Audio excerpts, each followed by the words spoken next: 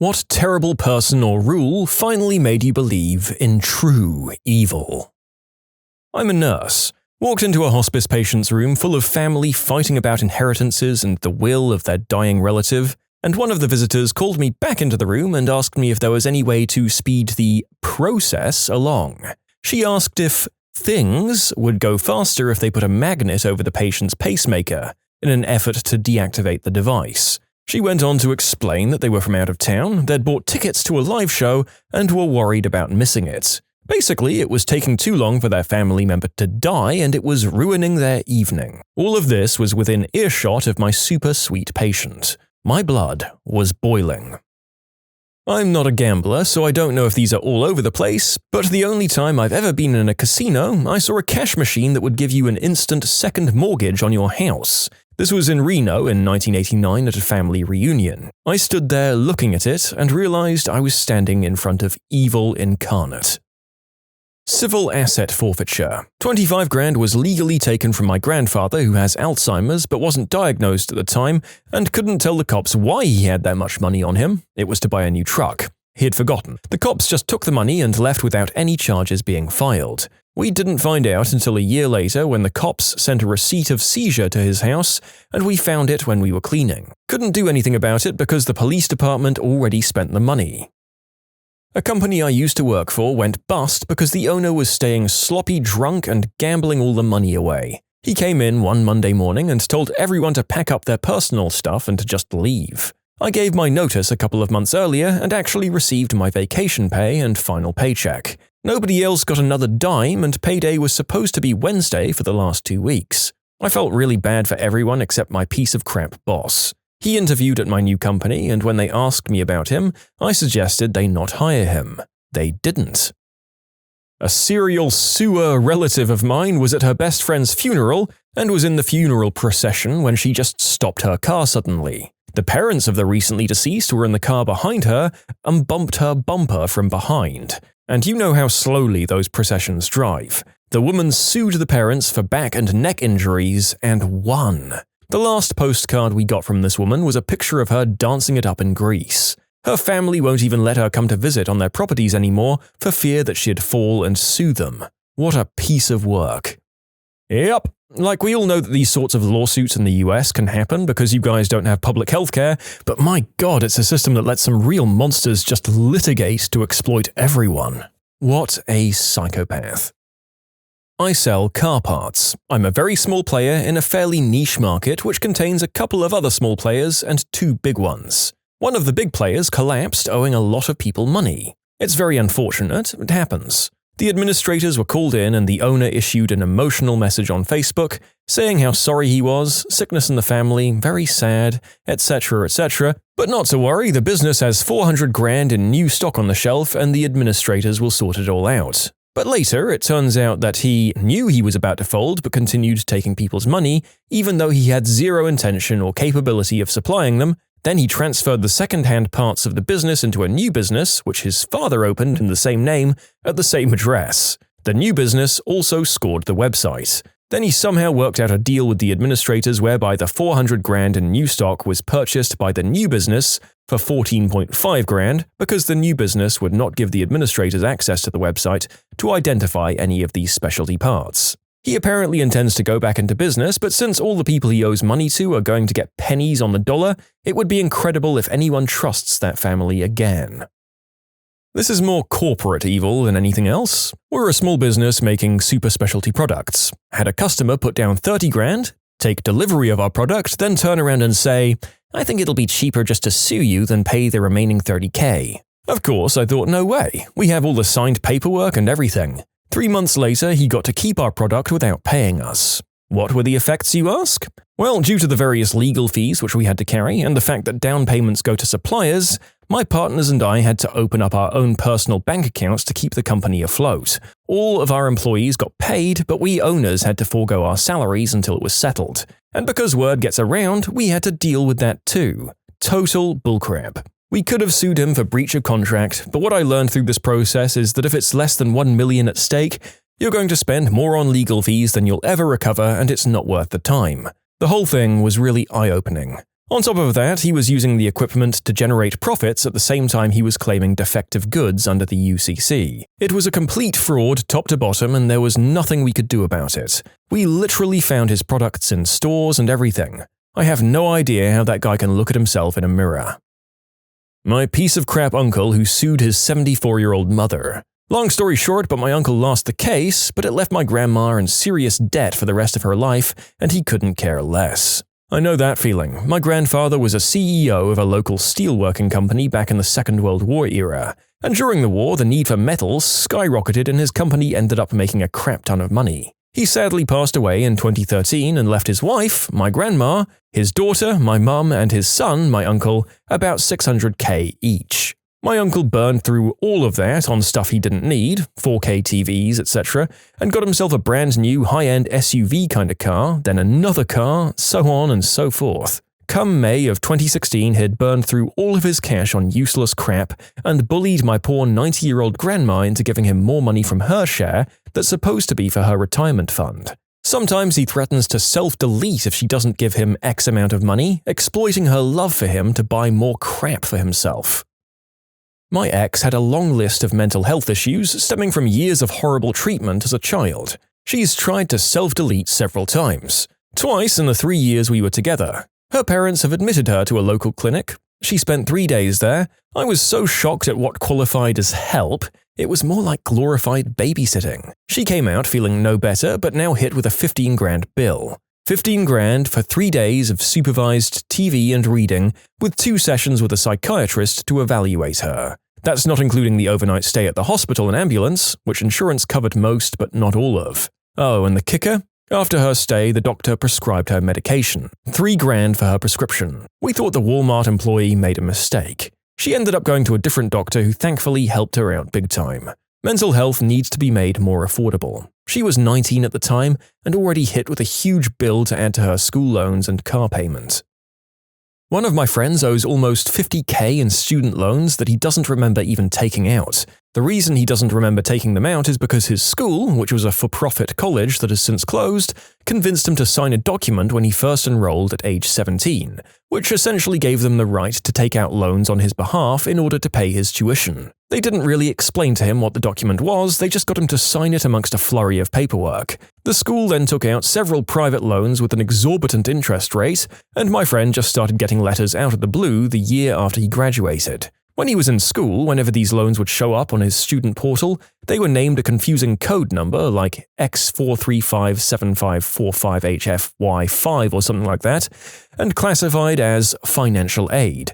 So he thought he was getting educational grants. Apparently this has happened to a lot of people, but he was told that there was nothing he can do about it, especially since the school has now closed. I'm not sure about the precise legality, but he's contacted multiple entities to discuss it, and all of them said there's nothing he can do because he signed a contract willingly. This doesn't feel like it should be legal, but the attorneys say that there's nothing they can do. He even spoke to someone who works for the private loan company. The representative felt really bad for him, helped him drastically reduce his monthly fee to a payable amount, and said that the same thing actually happened to her. She owes $10K and there's nothing she can do about it either. Oh my god. There are just so many ways you can get financially destroyed in the States that are either outside your control or just con schemes disguised as legitimate enterprises that are really nasty about how they trick you. It's absolutely horrifying and seems to be able to happen to anyone who can't afford an accountant on call. A cop started lecturing me after 10:30 at night for being in the park. Park curfew was 11. He kept me there until after curfew, then gave me a ticket. That's entrapment if I recall correctly. My best friend had 2 kids with his wife, and said wife then left him for her very rich boss. She and the boss wanted custody of the kids, so they used the boss's wealth to basically bankrupt my friend in legal battles. Every time the court was leaning towards a joint custody ruling, they'd introduce some new evidence or delaying tactic. Then they knew if they just kept dragging it out again and again, he'd run out of money and give up, which is eventually what happened. Now he has very limited access to his own kids, and such access as he has is routinely denied and ignored by the ex-wife because, what are you going to do about it? Do you want a legal battle like last time? A neighbor getting evicted for not paying her rent one month while she was in a coma in the hospital. The apartments had a super strict policy that you had to pay by the 5th online, and that if the company didn't receive payment by the 13th, including fees, they'd start the eviction process the same day, and if the amount, now including lawyer fees, wasn't paid by the 17th, you were out on your butt. I used to run a software company. I had a digital agency hire me to work on a banking contract they had, and they were losing due to their rubbish offshore development team. I went on site to the bank to save the contract, finish and deliver the software, which took just over 3 months of work. Over this time, the agency kept dragging out my invoices, paying small bits and pieces, and always saying they'd pay tomorrow. After the contract was done, they declared bankruptcy, didn't pay me, and bought the rights to trade that bank contract off the debt collection agency. They started a new company and worked that contract. Since I spent 3 months working for free, it sank my business and I had to close it. Patent trolling. You can submit your own stories to be featured here on the channel. The story submission link is in the description below. And if you want to listen to some vibey music in the background, check out easymode, also linked below, and subscribe. A good friend of mine has trouble keeping work due to his mental illness, which is very mild autism. Fully competent, he just can't navigate the politics of most jobs. He was on job seeker payment between jobs. As part of this, he has to attend regular appointments. Talks about what interviews he's had, etc. And he recently missed an appointment. The night before, he was rushed to the hospital, and at the time of the appointment, he was lying in a table having surgery. But he hadn't told them at least 2 days before, so his payment was cut off. 2 days before, he wasn't aware of any issues, let alone ones needing surgery. Legal guardianship. Essentially having someone, either professional, family, friend, petition the court to make decisions for you. There have been cases of seniors having people show up at their door, told them they have the legal right to make decisions for them, and send them to nursing homes. Guardians can tap into their bank accounts and essentially liquefy them to nothing. All of this is legal with barely any court oversight. Google it. There are horror stories abound. Not a personal experience, but extending copyright because you want to keep profiting off of stories that you didn't come up with. Now look, Disney does make some damn good movies, but they're a horrible corporation and have, because of their copyright madness, left a massive dent in the world. I get their desire to protect the mouse, I really do, but the fact that they're ensuring nothing will ever enter public domain again to do it is unacceptable. Ticketmaster's existence is proof of true evil. A buddy of mine had a court case, I showed up for moral support, and I saw the most racist bullcrap I've ever seen. The cop had pulled over 2 young black guys for no reason, pulled his weapon on them and yelled at them to get out of the car and walk backward toward his. He put them in cuffs on the back of his car, searched their car, found nothing, so he wrote them tickets for walking on the highway. That's what they were in court for. The man explained to the judge, "He forced us to walk on the highway, he was pointing a weapon at us." The judge found them guilty. It still makes my blood boil. Companies artificially raising the price of life-saving medicines just because they can. Bonus if they market it as a good thing for the people they're potentially killing. My buddy married this girl he met in college. He majored in comp sci, she did vocal performance. He earned a scholarship, she took out loans. They married, he paid off her loans, they had 2 kids, he bought a house, he was the sole breadwinner of the family, she stayed at home all day and watched the TV. She didn't clean, cook, or help him out in any way. Her family were jerks to him and pressured her to leave. She did. Now he pays massive amounts of child support and alimony. She lived off him for years and now he owes her money. Cops giving out cell phone driving tickets to little old ladies who don't even own cell phones because the cops have to meet ticket quotas. Yes, Your Honor, I did see her hold up a phone to her ear, I swear under oath. I was adjusting my hearing aid, Your Honor. I don't even own a cell phone. I'm on a very meager income and I can't afford one. Sure, you were adjusting your hearing aid. Fine stands. $350. Man, these are just getting more and more evil the further we go, huh? I'm not sure I want to proceed. What's absurd is how many judges are just approving the awful stuff that cops are entrapping people for. It's insane. What's their angle? NSF fees. You don't have enough money, so the bank charges you lots of money. Similarly, payday loans. It's really expensive to be poor. Repealing net neutrality. Whatever happened to California coming up with its own net neutrality laws? Did the federal government kill it, or did the leaders of the movement get covertly taken out themselves? My sister's boyfriend, now ex, gave her a black eye and broke her finger. She pressed charges, but he got his lawyer and pressed bullcrap charges back, so it would be too expensive for her to fight it. She ended up dropping the charges because she couldn't afford it, and he knew that. I'm working at a very fancy hotel in Europe, and a few weeks ago there was a big conference of all the biggest asset management firms, like Wells Fargo, BlackRock, and the like. They booked out a whole floor and had literal backroom meetings. 5 to 8 important guys from different companies would sit together in a locked, emptied-out hotel room for 30 minutes and do business. Remember, these are all supposed to be competitors. Only they could leave and enter. When one meeting was over, they'd mix up and meet again in a room to talk. This was happening in 20 rooms simultaneously for 3 days. They also had lots of ominous packages delivered to their rooms. I don't know what was going on exactly, but it was shady as all hell. Multi-level marketing companies. Most distributors don't even make money and are then told that they're the problem. Not the business plan or product price or quality. Upline on plans that aren't available to the public are held up as models of success. You're encouraged to value only friends and family who are customers. If your loved ones tell you the truth, they are apparently jealous haters of the success that you haven't achieved yet. My elementary teacher took half of my recess away because I sneezed during quiet time.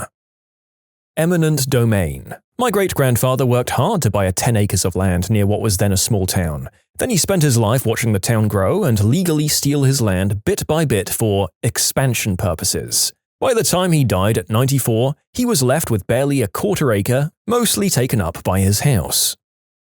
The Supreme Court in Brazil insists on doing this kind of stuff constantly. Last week, they were deciding if they'd release a lot of criminals arrested by the car wash operation because they don't like the operation cleaning Brazil from corruption. Then 2 justices voted in favor of releasing 23 criminals. One of them justified the vote by saying he was worried with the prisoner costs for the state, and the other one justified his vote by saying the jails had already got too many prisoners. The first one who was worried about how much a prisoner costs for the state was caught calling congressmen a few days earlier to force them to increase the salaries of the Supreme Court justices. By the way, there's a bill in Congress right now extinguishing all kinds of prison sentences for criminals in Brazil. They're doing this bill to save their butts because a new government was elected to start in 2019, and they fear that this new government will send them to jail for stuff they did over the preceding years.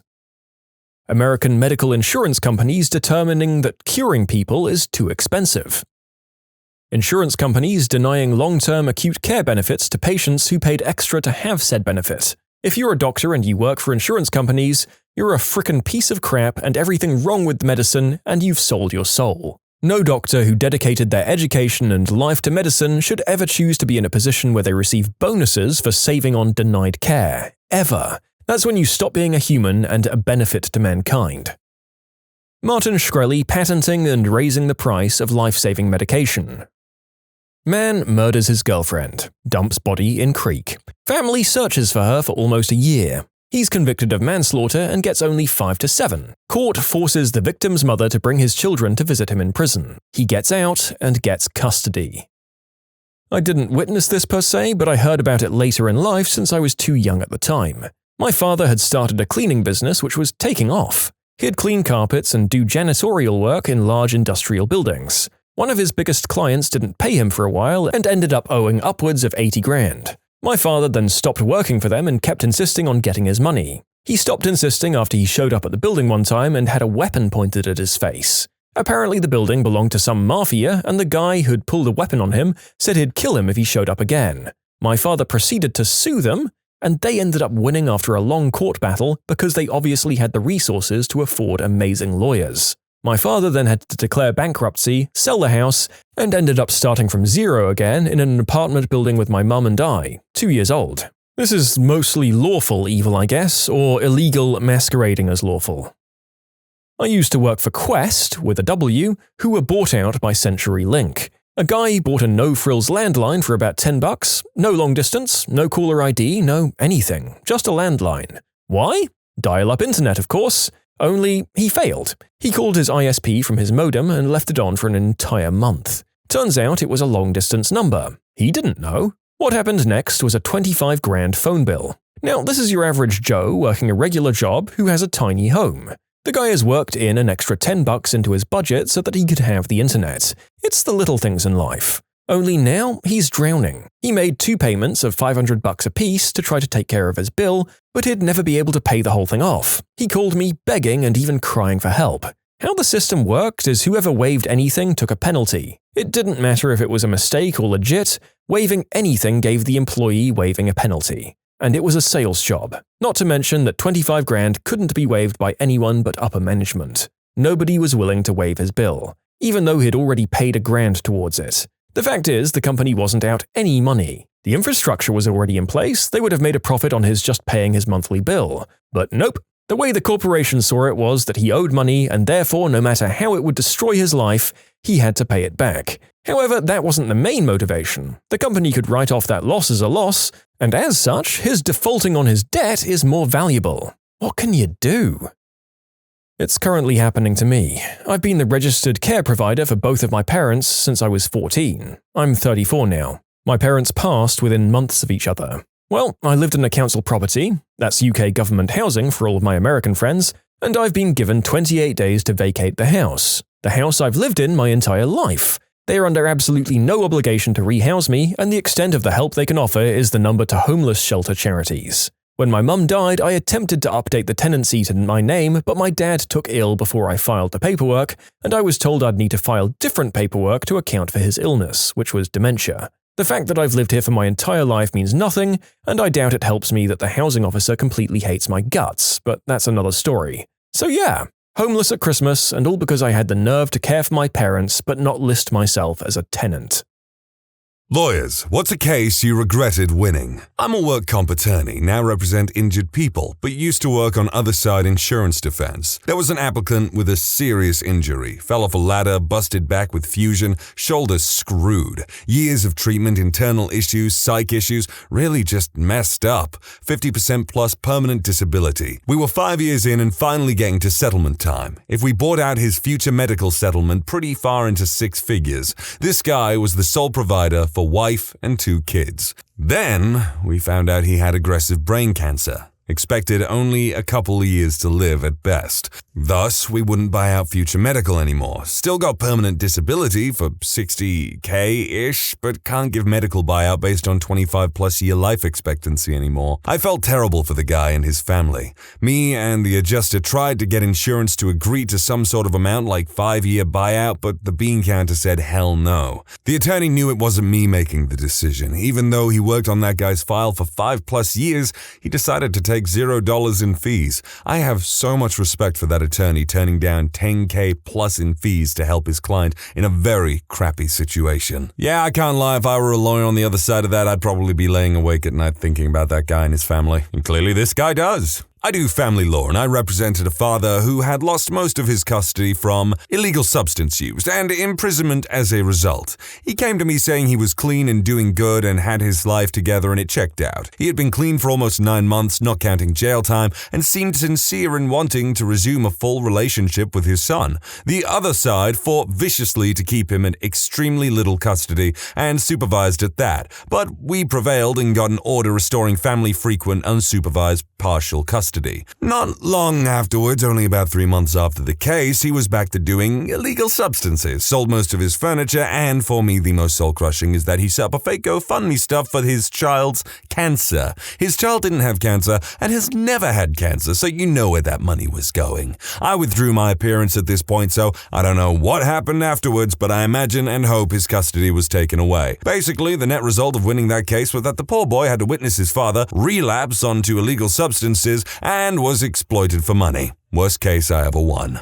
I work in medical malpractice defense. Once I had an obstetrician or gynecologist who burned a patient during a procedure. When I met with the doctor, he lied to me throughout the representation over 16 months, saying he had no idea how it happened. There is a doctrine in law called res ipsa, meaning absent some sort of negligence. This accident could not have occurred. Woman came in without a burn, and after the procedure, the woman left with a burn. There's no way this doctor didn't know what had happened. The area of the burn was where he was operating on. It wasn't until I brought up settlement, because this was not a case we could win, did he say, "Oh, maybe I do know what happened." We ultimately settled that case, which is considered a favorable outcome considering the potential high monetary verdict. Sometimes I think this doctor really ought to have lost that case and their license. I wouldn't say I regret this so much as to this day it amazes me. As a first-year associate, I was given a terrible PIK case where my client received a flu shot and thereafter felt pain in his shoulder.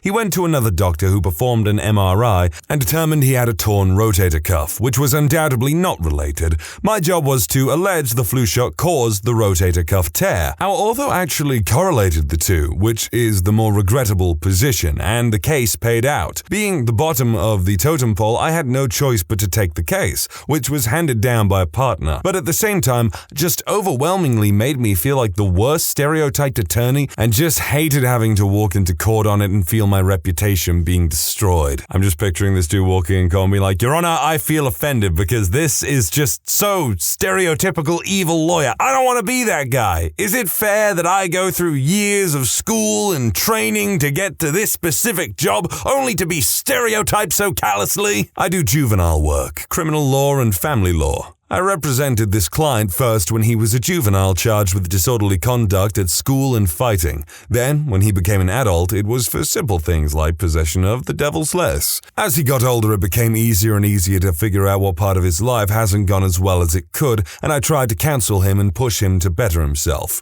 He got his GED, he started going to NA, he started classes at a community college and found a part-time job. On the night of his 21st birthday, he was charged with a DWI. Of course, I'll take care of that too.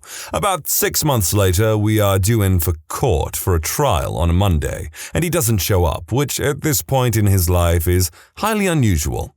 As I'm trying to figure out where he is, the court starts going over arraignments, first appearances, and then, lo and behold, 3 people are up for murder charges. The prosecution starts to tell the judge what the facts and circumstances of the case are and mentions a few victims' names. Apparently, my client was at a party when these 3 individuals decided to allegedly do a drive-by. My client suffered from multiple wounds and didn't make it to the hospital. So, by default, as you can't prosecute a dead person, the state has to take a dismissal. I guess technically a win. Either way, it was crushing to me as I thought he had really turned his life around. As a personal injury attorney, I've seen a few clients with the blue-collar lotto or getting more money than they reasonably know how to deal with. I do my best to educate them, but my job is to try and maximize their recovery, not to teach them finance, and I have definitely contributed to a few illegal substance habits. In one of my first cases after passing the bar exam, a young man retained me on a drunk driving charge. No one was hurt, but he totaled his car. During trial, the arresting police officer testified that my client was clearly drunk at the accident scene and that my client was loudly blaming the accident on a freaking butthole who stole his car, crashed it, and then fled before the cops arrived. However, according to the 2 other witness statements tendered into evidence, it was my client's friend, the passenger, who was screaming about the butthole who stole the car, not my client, the driver. The cop must have confused the 2 men during his testimony. This discrepancy raised a reasonable doubt in the judge's mind, so she acquitted my client. At the time, the acquittal was somewhat unexpected for me. In my personal view, my client was clearly drunk and responsible for the accident, regardless of who was blaming the mystery butthole to the cops. But I was happy my client got off, no one was hurt, and lessons were learned, and I was quite euphoric to have won my first criminal case. The regret? About a month after the acquittal, my young client called me at 3 a.m. from the police station saying, "It's me again. The police arrested me for drunk driving again. Can you help me?" Not only did I answer no, I instantly regretted getting the earlier acquittal. My client apparently didn't learn any lessons. You can't save everybody, some people just can't learn a freaking lesson to save their life. I got a spoiled brat of a teenager cleared of a shoplifting charge when he absolutely had done it. His rich parents hired me to represent him. I did that to the best of my ability, and we went to trial and won, but I can't say I felt good about it. This kid needed to be taught some accountability for his actions, and his parents just wanted to buy their way out of any trouble he got into. Had this happened to me twice. Got my client out on bail only to thereafter have him up and killed. First time he was in a building, supposedly selling, got chased by the police and a struggle ensued where he was smoked point blank in the head. Mother told me that it was my fault that he was killed and that I was working with the DA and the police. Second time, a young man no more than 16 gets released while waiting trial on robbery. One of the conditions of release was that he was to maintain a curfew. That very night, he breaks curfew, goes over to somebody else's house, and was killed in a illegal substance-related robbery. Mother blamed me and said that the devil was working through me, that we were all demons. Criminal defense is a hard business. Did a divorce where the husband, who I was representing, wanted to trade custody of his children for a set of bedroom furniture. The bedroom furniture was not even like a family heirloom. It was furniture that you could probably get at a Rooms to Go or something. Ugh, still makes me ill. That's why I got out of family law. I'm picturing that father looking up at the judge and saying, "Your Honor, I love my children with all my heart, truly, but that furniture means the world to me." I won a summary judgment motion that my firm filed not expecting to win. We had a decent argument, but odds were way worse than a coin flip, and judges don't like granting summary judgment because it's an extreme remedy. The client initially was thrilled. Case is over. We tried to break the news gently. Nope. 3 years later, we're back in the same spot we were before. We won our motion. The other side appealed it up to the state Supreme Court and won because the Supreme Court said the trial judge should have denied our motion. So, we're back at square one, north of $100,000 in legal bills with no resolution. Maybe it'll settle, maybe it will go to trial. I'll find out in the next 3 to 4 months. The one I particularly hated happened at my first law job. This woman was a long-term client of my boss. In the past 10 years or so, she has been caught driving under the influences 8 times, violated home incarceration countless times, been caught with controlled substances a few times, and stabbed 2 people on home incarceration. My boss at the time was the master of getting people off for DUIs, so she had only been convicted of a DUI third and always managed to stay on home incarceration with whatever releases she desired. I always regretted her cases because that woman is truly a danger to the public. She's undoubtedly going to kill someone someday, but I'll be damned if she isn't the luckiest woman alive in getting away with DUIs. A little late to the party, but I've got one I still think about a lot. Worked in criminal defense, represented a guy in a DUI. He had priors, so another conviction meant time, loss of license, problems. Long story short, he was pulled over by police after they followed him leaving a bar. At trial, I elicited admission from the arresting officer that during the 2.5 miles he followed him for, he did not observe a single moving violation. No speeding, erratic driving, driving over the lines, blowing stop signs, running red lights, didn't even stop suddenly at red lights. Also got the DRE officer to testify that the accused only spoke Spanish and they couldn't get interpreter officer to the roadside to explain the field sobriety exercises, which the officer documented the accused refused to perform. Jury came back in 15 minutes. Guy was extremely grateful and his lovely family was very gracious in thanking me and our office. Feel good about the whole thing. A couple months later, I'm in county to meet with a client and I see him in one of the pods. Find out sometime after the trial, he violently and sexually assaulted his stepdaughter. I think about that one a lot. There was this case I saw that involved a claim with free shifting, meaning that if the plaintiff won,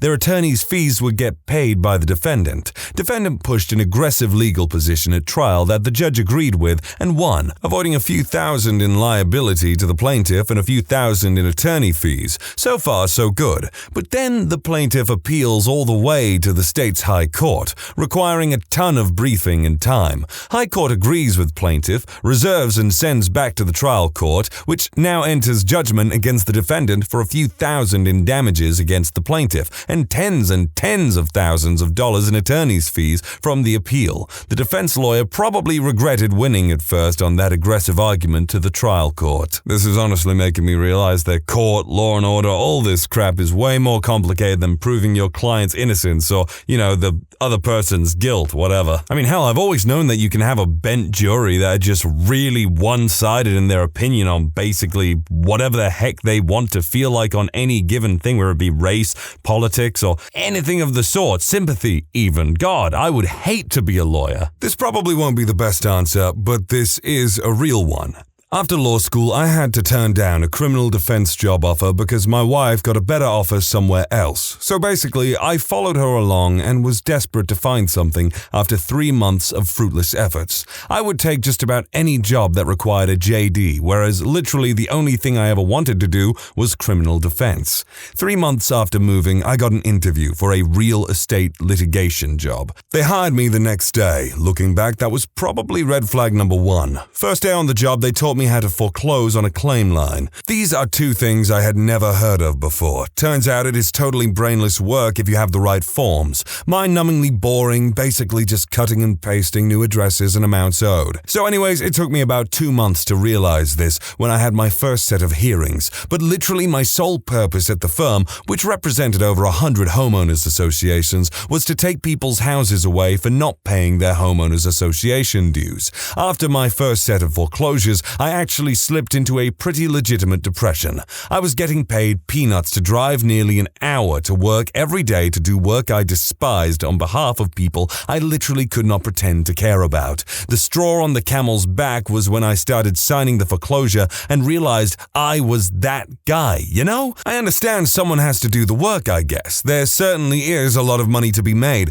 but it was not for me. I did that job for 3 months, came home one Friday and told my wife I'd rather be homeless than go back on Monday. By some stroke of luck, I started a stellar criminal defense job within 2 weeks and all of the heartache that has 100% been worth it. I've won a lot of cases. You have to redefine winning and losing when doing criminal defense because sometimes even a particularly juicy plea is a win in my opinion, and never once felt bad about it. For example, I got a guy's plea deal cut from 60 years to 15 years for a string of robberies where the interrogations and confessions were overwhelmingly unconstitutional. Like the interrogations were textbook how not to do an interrogation, Missouri versus Siebert, and stuff like that. Never lost sleep over someone not going to jail. So yeah, every case where I took someone's house away, probably 24 times for not paying HOA fees, generally $4,000 or less, was the worst case I ever won. F HOAs. Well, that's my humble opinion. I just think lawyers are kind of scummy overall. Family law is a little different in that you never really win, per se.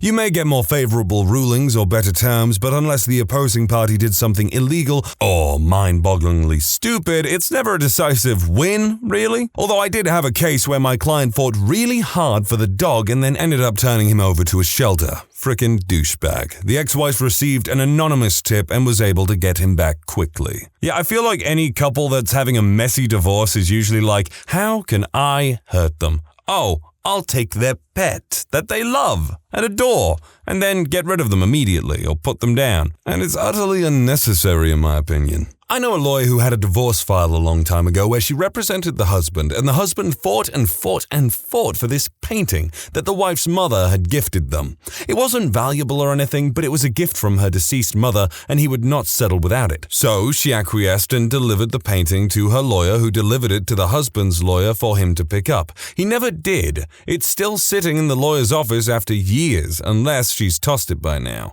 He didn't want the painting, he just didn't want her to have it. Summer of 2018, I get work regarding what seemed, from the client's description, as a pretty drawn-out and messy divorce case. The husband was my client, and he seemed very adamant that his soon-to-be ex-wife was after every penny he had. Given he seemed to have a fairly high-paying job, it seemed like a pretty common type of case. The city I work in has many instances of this. It has a high cost of living and a lot of well-paid working professionals in private industry. He was a very well-spoken, amicable guy in his late 50s, and truly seemed like he'd been taken by surprise and betrayed by his soon-to-be ex-wife. When I actually got the case, however, I was basically floored. His wife was a working professional as well, worked in government. They'd been married for over 20 years and had 2 kids together and a paid-off house. Before taxes, he made almost 3 times what she did, not counting his stock options, and yet she'd contributed equally to their mortgage on every home they'd owned over the course of the marriage.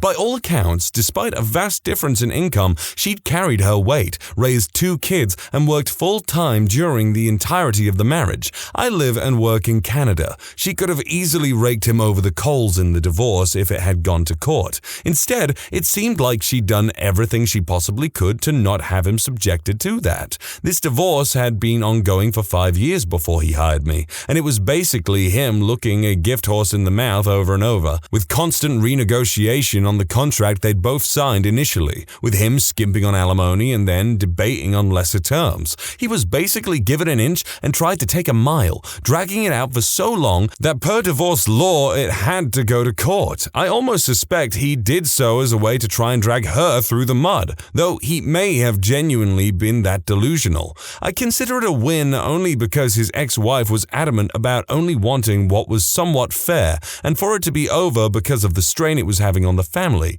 Per the contract, he owed her still about $50K in back pay, but she was content with $15K, which was less than this guy made in a month. I did regret the win, though. She seemed like a very nice woman with the patience of a saint, while almost all of his anger towards her seemed to come from wounded ego.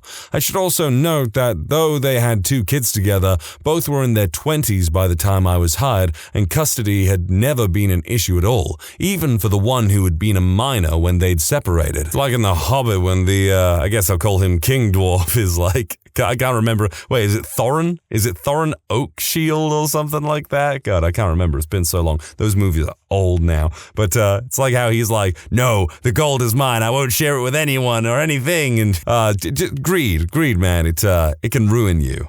I did some custody work early in my career and won some cases, more on the merit of my trial skills than on the merit of the parents. The thing with family law work in general is that there is essentially no bar to entry. Anybody with a law degree and a pulse can get a family law practice up and running quickly because there is just an absolute glut of work. What that also means is that 75% of the lawyers practicing family law are clueless and awful. Early in my career, I certainly was clueless, but at the least, I was not awful. Therefore, in a battle between clueless and awful versus just clueless usually won. So yeah, I can't recall any specific cases, except to say that fighting over children in court is a terrible thing and basically everyone loses. I regret that entire portion of my career. What? You know what? Just to be safe, thing you did ended up saving your butt later. I was an expediter at a restaurant. It was super busy and I was trying to get runners for food. Was about to send out a stack of dim sum when I looked at the ticket again with a note that said, no peanuts on the tempura tofu. I had read it earlier and didn't sprinkle peanuts on it. Another server was about to run it to the table when I told him to wait and get the actual server for the table. We were slammed and he was kinda mad, but he went and got him anyway. The actual server came back and he's all frustrated when I ask him, does your no peanuts guy not like peanuts or is he allergic to them? He's very allergic to them. That's why I put no peanuts on the ticket. He was all being crappy with me. I told him, well, the frickin' tempura tofu is fried in frickin' peanut oil. Didn't realize the head chef was behind me and heard the whole thing. Server didn't know we only use peanut oil. It was an Asian fusion, really nice upscale restaurant. Needless to say, she, the head chef, frickin' reamed this guy. I was a half second from sending that food out too. Would have been bad. Whew, I mean, in that kind of business, yeah, you gotta be careful with that sort of thing all the time. I mean, when I really think about it, I think it's only been in the last 5 years that I've been consistently asked at like every restaurant that I go to, do you have allergies or anything like that? So, you know, it's a good thing that people are looking out for it a lot more. Safety glasses. When working away, it's easy to talk yourself into doing something really quick without them, and there is always a voice in your head yelling at you to put them on. Stopped grinding the thing I was working on, got my glasses, came back, and then this chunk flies up and cracks the right lens. Spidey senses 1, Murphy's Law 0. I knock out my shoes and squeeze the toes for good measure. Hi, Mr. Brown Recluse. Only happened once, but was enough to convince me it was a good habit to have. I've had a handful of these in my life. The one that popped in my head first was from a party when I was 16. It was in a small farm town about 20 to 25 minutes from my actual town, and everyone was partying in somebody's parents' barn and having a real good time. I didn't realize that our designated driver had been drinking all night. When it was time to go, I couldn't even tell she was tipsy, but something wasn't right, so I didn't want to drive back with them for whatever reason. I decided to get the verbal tongue lashing from my mom when she came to pick me up. Well, my friends in the first car were apparently veering across the road, got picked up by the cops, and all of them got to spend the night in jail. Glad I opted for my mom. That is a really crummy move of that designated driver to do. Like, you have a responsibility for your friends if you are the designated driver. That's just a fact. Arrived in San Francisco a week into a trip. As we gather our things during a moment of downtime, I go back to check the bus because, you know, it never hurts. Found my passport, which I had no idea I'd dropped. Was about to put a new load of laundry into my washing machine in the dark. Saw what looked to be a large sock still in the washing machine. Put my hand halfway into the washing machine, then pulled my hand back up and thought, I don't usually leave things in my washing machine. Turned on the light and it was a bat sitting in there. How to get in your house, how to get in your washing machine, but also, did you know that bats actually are one of the biggest carriers of rabies? I only heard that the other day. Whether it's true or not, you tell me. When I was like 5 years old, my parents took my sister and me to a planetarium show. show, and every kid got a souvenir pencil that had the distance of the planets from the sun written on it: Mercury, Venus, Earth, etc. The guy running the planetarium show said something like, "Hang on to these pencils until 7th grade, kids, and you can use them to cheat on your astronomy tests." He was joking, but I never forgot. And sure enough, it was the exact pencil I used to cheat on the astronomy in 7th grade. I felt smart, but also bad because I didn't feel good about cheating, and almost never cheated after that. That is the kind of thing that I think about a lot, just like a little tidbit that someone says that just gets the gears working in your mind. You're like, I will remember this forever. I had a car sitting on jack stands because I needed to do some transmission work. Before climbing under it, I thought it'd be a good idea to rock the car around. One of the jack stands was not in the right spot and the car slipped off it, slamming down on the front disc brakes. Would have killed me. This is from 30 years ago, so some details may be different these days. After enlisting in the army, recruits get a list of everything they must bring to boot camp. On this list was a padlock. During processing the 5 or so days before the real training starts, recruits are given their military equipment, including duffel bags, and told to put their things they brought with them in the duffel bag. After finally getting everything in, I was left with just the padlock. I had no idea what to do with it, but I noticed if I closed my duffel bag in a certain way, I could close the lock on the hook. So when we get to the training unit and off of the cattle trucks and a few hundred drill sergeants are yelling and screaming and telling us to line up, which we do, our duffel bags are in front of us. The drill sergeant then proceeds to check if the bags are locked, and if not, they grab them at the bottom and whirl them around, flinging the entire contents on the ground. Everyone in the entire company had their stuff dumped except for me and the one other guy, only because locking my duffel bag was the only thing I thought of doing. Putting it in my pocket was not an option because they made it very clear that we were not to have any civilian items in our uniform pockets. Saved an email where a lead developer told me to do something stupid. A couple years later, him, now a manager who liked to yell at his subordinates, we were talking about this stupid behavior and he yelled, "Well, why did you do that?" I pulled up his email, clearly instructing me to do just that. He sputtered and walked off speechless. This guy is one of the reasons I still have trust issues with management, even after a string of really competent, caring, trustworthy managers. This is why the archive email button exists. I bought a used Subaru Baja that was 5 years old at the time and had 75k miles for $12k. The salesman offered an extended warranty that covered the engine for $2,500, would last 3 years, 36k miles. That was kind of a lot, and I usually don't buy those. I don't know what got into me that day, but I said, sure. 1 month and 750 miles later, after an oil change at a mechanic shop, oil started shooting into the pistons? I'm not good with cars. Oil went where it wasn't supposed to go is the point. Completely ruined the engine and turbo. The dealer had to keep it for 3 weeks. The warranty company flew someone out to inspect the car and eventually approved a replacement engine, turbo, and any other affected parts. Total repairs cost almost $11k, and the warranty then applied to all the new parts too. Car drove like it was brand new. Later discovered the car had 5 previous owners before me, but I couldn't find any accidents or serious repair history. This is probably the only time buying an extended warranty on something actually worked out in my favor. I bought a really nice tablet a few years ago, a Wacom Intuos Cintiq, essentially a drawing tablet built into a laptop for animation and the like. Sometimes when you buy nice things, they come in nice boxes, and for some reason I don't really want to throw this box away immediately. I put it in the storage area of my basement and forget about it. After only about a month, this $2,500 tablet stopped working. It wasn't dropped or damaged, and I'm still not sure how it broke. It would simply try to boot up and fail, crashing and demanding a restart. I called support, and after several calls and many hours, we were unable to resolve the issue. They said I could send it back and get a new one if it wasn't physically damaged. They told me it needed to be sent back in the original box. I now keep boxes for everything I buy until the warranty expires. I work in IT. When I started working where I do 9 years ago, I noticed that volume shadow copies, VSS, were not turned on the file server. I went ahead and turned it on, and thank God I have never had to pull a tape in the whole 9 years, and I hope to not ever have to. I did not ask for permission to do it because I knew corporate wouldn't let me do it. Space was money back then. The guy at corporate that was over all their servers called and thanked me for doing it because he was also going to do it, and since I did it first, he was allowed to. I have had to use the VSS copies many times, but most recently for our exec VP of quality accidentally deleted her network share with all of our employees' info on them. Thankfully, VSS is on, and it saved my butt as well as hers. I was remodeling my house, took out a loan and had to get the house appraised to get the loan, found that my house was worth $100K more than I had it insured for, raised my limit on the home insurance to $50K more than the appraised value in anticipation of completing renovations. 2 weeks later, house burned to the ground due to a faulty bathroom fan that I did not touch. City insurance company and loan company all sent separate investigators due to how shady it looked. Well, that is simply unfortunate. I'm sorry your hard work went to waste. A couple of years ago, I restarted The Sopranos from season 1. I think it's in the first season where the water heater leaks and floods Tony's basement. So there are these scenes where he's waiting around in a flooded basement. I was imagining what a nightmare that would be.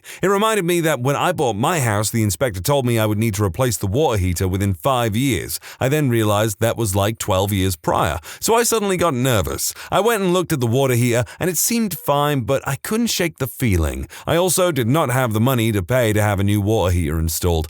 So I decided to go ahead and buy a new water heater and then save up money to pay someone to install it. The water heater arrived and I stored it in the laundry room. Just a few weeks after it arrived, I happened to look at the old water heater and I noticed the catch pan under it had an inch of water in it. It was leaking. Oh no! Emergency. Except wait a minute, I already have a plan for this. So instead of saving up money to hire a plumber, I went to YouTube and learned how to install my own water heater. It all worked out perfectly, all because The Sopranos made me anxious about the condition of my water heater, causing me to randomly purchase a water heater I had no immediate plans to install. I actually coincidentally started watching The Sopranos myself very recently. For the first time, I'm on season 4, and I am enjoying it a lot.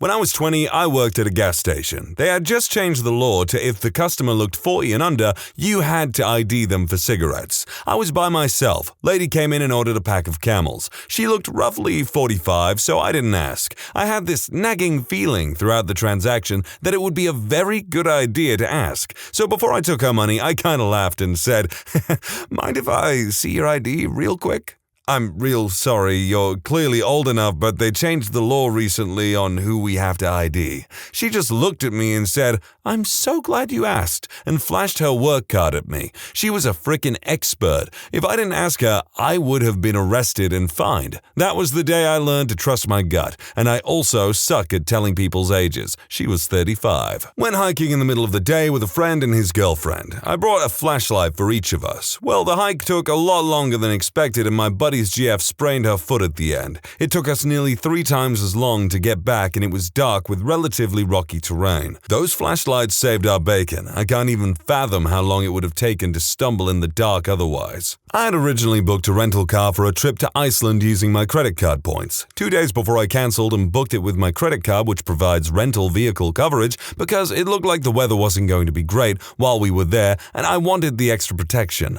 While there, we got into an accident for which we were not at fault. The car was almost a total loss, and I had to pay up to $12K out of pocket to the company. It took a few months and a ton of paperwork, but the credit card company refunded all of it. I still think about how so lucky it was that I changed the booking. I would have been ruined for a very long time otherwise. I used to be a banner tow pilot and was often asked to fly banners over the New York City area, especially over the Hudson River. I would pick them up at an airport in New Jersey and make my way from there. Typically, if you were to run into some kind of engine problem, you have a fair number of places you could theoretically land if you had the engine trouble. Not so much over the New York City metro area, so I picked out a trail of breadcrumbs, if you will, of specific places I could try to land my plane if I ever had to.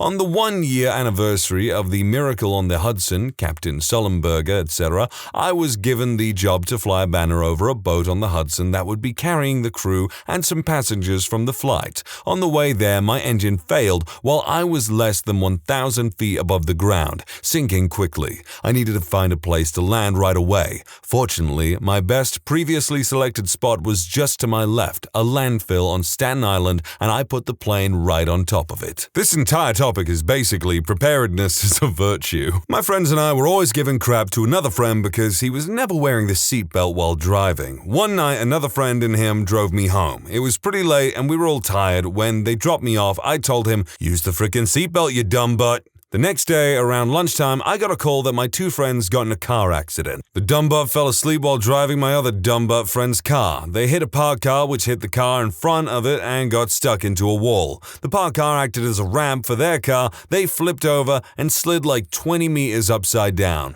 For some reason, the dumb butt had his seatbelt on for the first time ever and he didn't get injured. Both of them crawled outside the car without a single scratch. If I'm not wrong, my friend in the passenger seat broke his pinky though. Dumb butt learned his lesson and his seatbelt is always on now, even when he's in the passenger seat. My mother's co-worker convinced her to get the best possible insurance when pregnant, because this co-worker had kids deprived of oxygen at birth. She said she could lower it once the kids were 5 and seemed normal. It was a struggle as my parents were both in college and working while raising my brother, so they were looking to cut costs wherever possible. I ended up being born with a birth defect that required a transplant before 5. Before the new doctor even told her what was wrong, after rushing me away via ambulance, they asked her if she had insurance. She was able to say yes. Gold star, platinum, whatever. Many kids died even with the top-class care I received, so I surely wouldn't have made it without it. I'm turning 30 next year. Thanks, random lady I've never met. Saved a receipt from my dentist. They charged me, then delayed the procedure I paid for. When I asked for a refund, they changed my entire bill and told me I owed them another $300 when all they actually did was a cleaning and x-rays. I submitted both copies of the invoice to my dental insurance company and told them what happened. 3 weeks later, the insurance company, Delta Dental, resolved the issue with the dentist and I got a refund. Despite the dentist attempting to defraud me, they still regularly call me asking me to come back in. Recently, they changed their name and moved a block down the road to try and hide from the plethora of negative reviews on Yelp.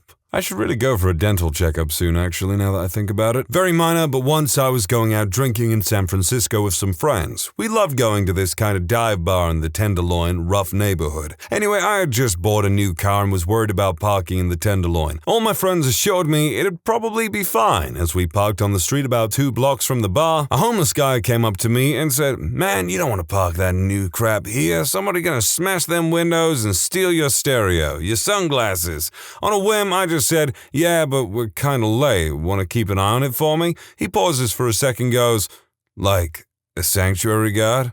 "Yeah, man, I'll watch your car. You got $10? My friends, confused, started mumbling about just walking on, but I thought it couldn't hurt so much, so I gave the guy $10. "Here's your $10. Keep an eye on it, man. If it's still in good shape when I get back, I'll give you another $10. Damn, $20? All I gotta do is sit here?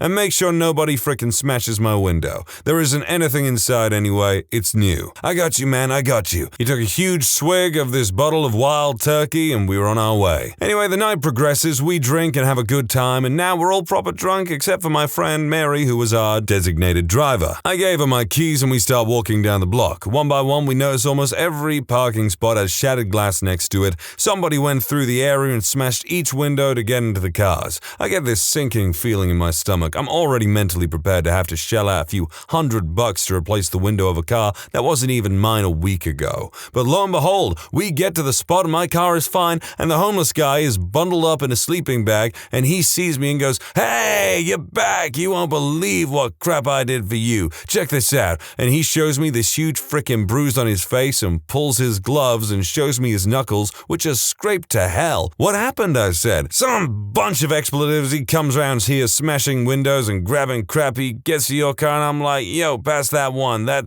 crap's my responsibility.' And he turned around, pulled back on this big old brick he's got in his hands, and I jumped that mother from behind and he hit me in the head with his goddamn brick. But I knocked him good, man. I changed that mother's mind, man. He was all strung out and he ran off down the block. My friends and I are staring at this guy incredulously. My car is fine, spotless. I reach into my pocket for $10, but I realize I don't have cash. "Dude, thanks so much. Give me a second. I gotta get your cash," I say as I walk into the liquor store on the corner, use the ATM. As I'm checking out, I realize they've got 750s of wild turkey in there for like $10. I buy one for him. I give him the $10 and the bottle. "Thanks for keeping an eye on the car for me. You would have have thought this dude just won the lottery. Oh, damn, he just kept screaming. Then he kicked the pile of blankets and crap on the side, and I realized he had a girl in there sleeping, and he goes, "Wake your butt up, look what I got." And she rubs her eyes and looks confused at us, then at him and at the bottle, and then at us. Wordlessly, she reaches for the bottle as he hands it to her, and he's still screaming and hollering like it's the best day of his life. You gave that man a sworn duty, and he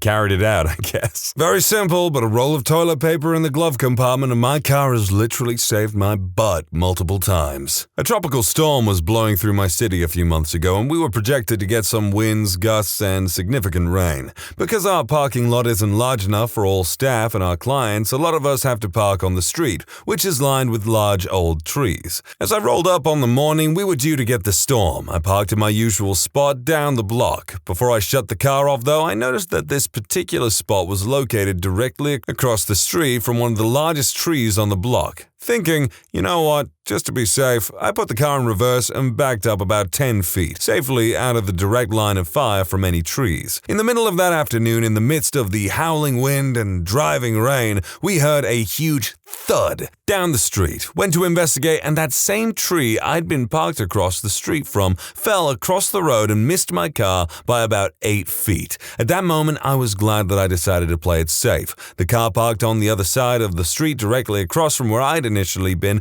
got absolutely destroyed. Crushed roof, windows blown out, just pulverized. One day I got hit in the head while surfing. It turned out to be a concussion, and I went to the hospital with my mum. I was 17 at the time. We met with the doctor in A&E, and he said, "It's a concussion. We could do a CT scan if you want, but there's probably no need." I was unsure and just said, "Yeah, I would like a scan." After the scan was done, I was told that they didn't see anything, but the radiographer would be checking it in the morning. Next day, I got a call to be told that I needed an MRI, that they had found a tumor in my brain. If they didn't catch it there, I would have lost my vision from the tumor, and it would have been too late to do anything at that stage. Hey, if you're at the doctor's, why not just ask for the whole shebang? Well, unless you're in America. I stayed up late one night playing video games, but I left an unfinished can of soda out overnight. When I woke up the next morning, I picked it up, held it about an inch away from my mouth, and was about to drink it. Then I thought, wait a minute, I don't want this hot AF soda. So I walked over to the sink to pour out what was left. As I poured it, a huge cockroach crawled out of the hole of the top. I promptly high-fived myself. People who are the reason for certain rules. What is your story? Former co-workers of mine. Contracted employees have a maximum amount of time that they can work each week. Company pushed a lot of 60-plus-year-old employees into retirement via a benefits change. A bunch of those who retired re-signed on as contracted hourly workers and started making more money than they had before they retired. Checking ID at work when we have parties that contain alcohol used to be an honor system until a newly hired person under 21 drank too much and vomited in the hallway. Screw the honor system, my liver needs alcohol. Hey, you're ruining it for the rest of us! They banned doing handstands at my primary school because we used to play the game where you'd sing a song and go up into a handstand, and when I went up, for some reason, my arm just gave way and I landed on my shoulder and broke my collarbone. I saw my old teacher a few weeks ago, and apparently that's the handstand story equivalent of the boy who swung back on his chair and cracked his head open. Oh god, that reminds me of how in primary school I used to swing back and forth on my chair until one day one of my best friends at the time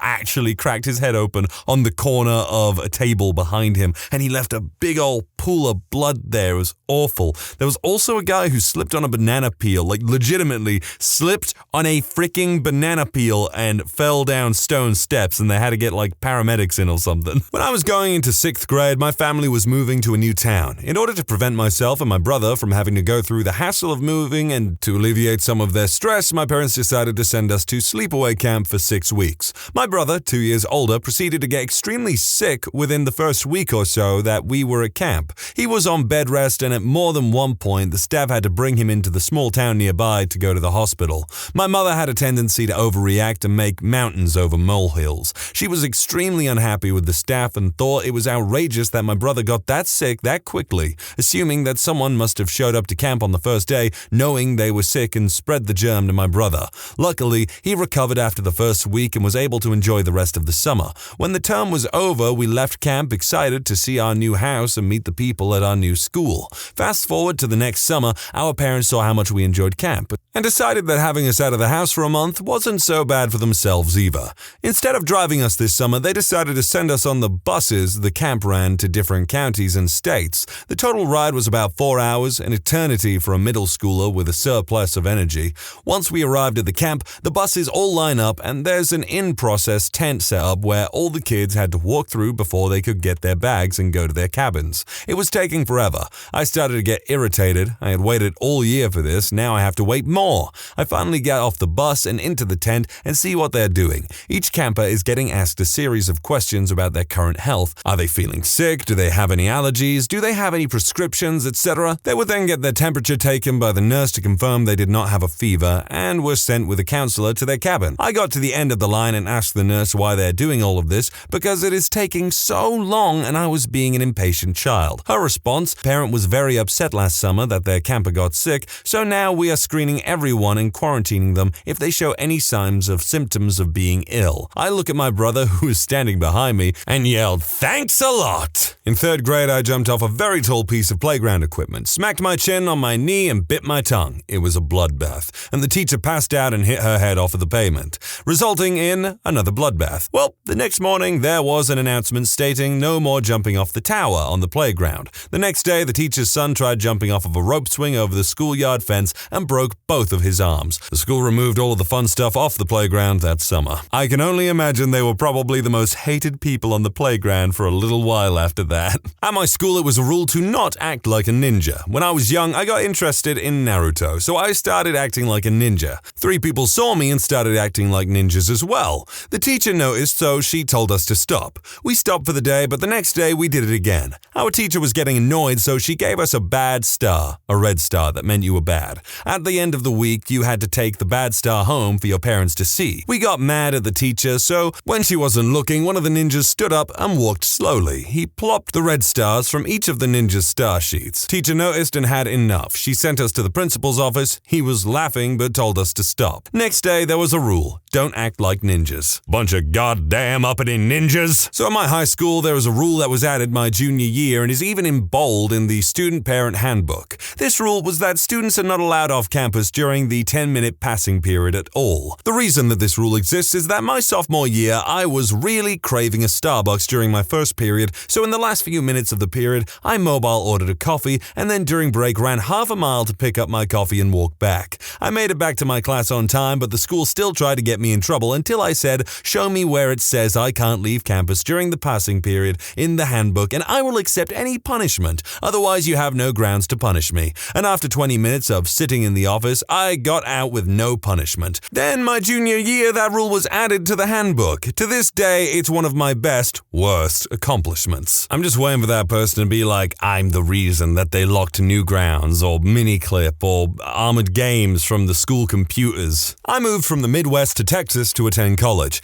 It was the first time I tasted deep-fried okra. The cafeteria was all you could eat. The okra was like sniff to me, and I ate plateful after plateful. Pretty soon, the rule was 2 servings per meal. I got Beyblades banned in 4th grade, circa like 2002. My mom had cheaped out and bought me an off-brand Beyblade that was heavier and I think made out of metal or something dense. Anyways, we had this one kid who would bring in like the Battle Dome or whatever they had. My Beyblade would collide with theirs and theirs would just go flying out of the dome at unsuspecting victims. Picking up speed, running out of time, going head to head. It's a way of life, you gotta fall down, eat ground to get back up again. Let's Beyblade! I adored Beyblade as a kid. The anime, the Beyblades themselves, they were so cool. I thought it was the best fad to come out at that time in schools and stuff. Yeah, there was the hazards and everything, but it was cooler than frickin' Yu-Gi-Oh!, which I have fallen so frickin' far off from. I don't even know what's going on in that anymore. I also remember Battle Beat-A-Man, which I really liked and I even bought, but like no one gave a crap about Battle Beat-A-Man. Does anyone even frickin' remember Battle Beat-A-Man?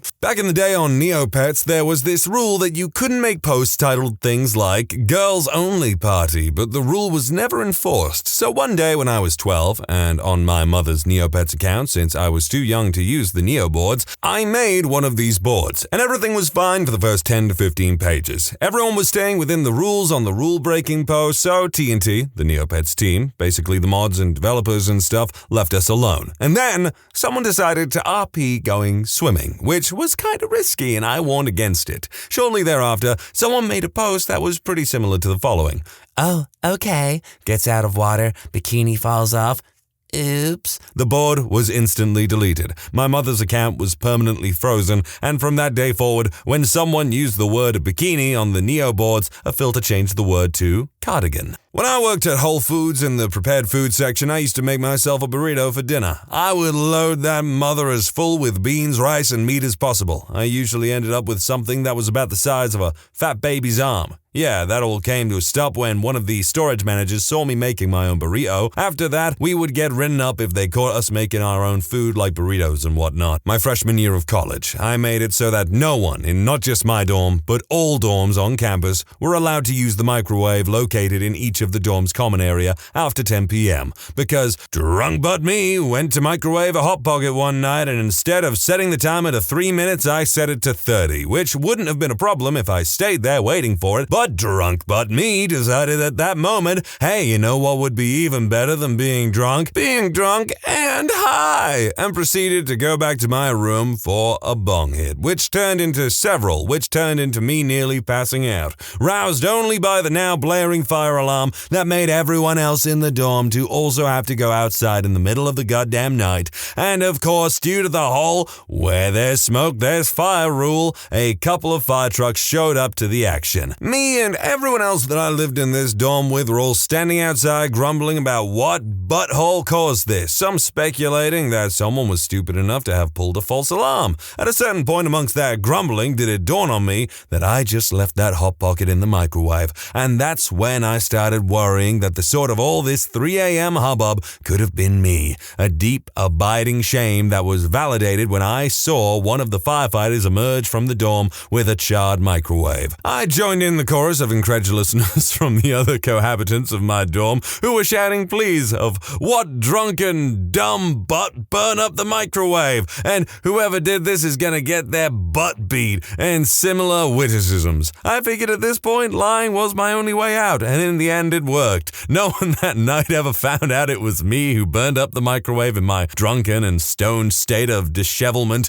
and was the source of the no microwaves after 10 rule in the dorms that was enforced for the rest of the time I was in school, and could still be in place for all I know. My fourth high school now has a rule that teachers have to actually check in with the office before allowing a student into your class, even if you know them. My mom gave up on me going to high school because she didn't graduate, and neither did my grandma. No one on my dad's side graduated either, pulled me out of school. I moved across the state and started going to my old school again, and the teachers didn't check in on if I was supposed to be there. I still hated going to classes, but needed the testing so I could get credits, so I would ask my friends who had the same classes to tell me when their tests were, and would sit in the cafeteria for both lunch sections. It took them a few months to figure it out. Our gym where we had prep rallies was a level lower than most of the school, so there was an elevator so disabled people could get there. A few of my buddies and I would take the elevator back up with one of my best friends who was in a wheelchair because we would sit with him during the rallies and walk back to class with him and chat in the elevator. One day, an assistant principal saw us get out with him and lost his mind because he thought we were using the elevator being lazy. They put up a sign next week saying to leave the elevator for people who need it. My buddy who was in the wheelchair and his dad sent several angry emails about it because it essentially segregated him from his friends. They took the sign down pretty soon after that. I guess that counts, but it was very brief enforcement of a rule. Don't know if this counts, but a guy in my school was the reason for the boys' bathroom being locked in between breaks because they poured washing powder and detergent down the toilet, then flushing, causing a foam party. If anyone needed the bathroom, we had to go to the office and fill out a form and then get a key. It lasted about 2 weeks until the teachers and most of our senior students kicked up a fit about it because it was taking about 10 minutes out of your class time if you needed to go, rather than the 2 minutes it used to take. Plus, the girls' bathroom was still open, so it became an equality quality issue and they got unlocked again. While working at McDonald's when I was younger, I thought it would be cool to make a quesadilla with what was in the kitchen. It turned out really well, but my manager ratted me to the GM, and the next day there was a sign in the kitchen stating that only items on the menu were to be made by cooks. When I was a freshman in college, I brewed beer in my dorm room. I got caught and written up, but it was before I added the yeast, so my defense was that I did not have alcohol in the dorm, and was just landing to bring the mixture to a 21-year-old friend off campus prior to adding the yeast.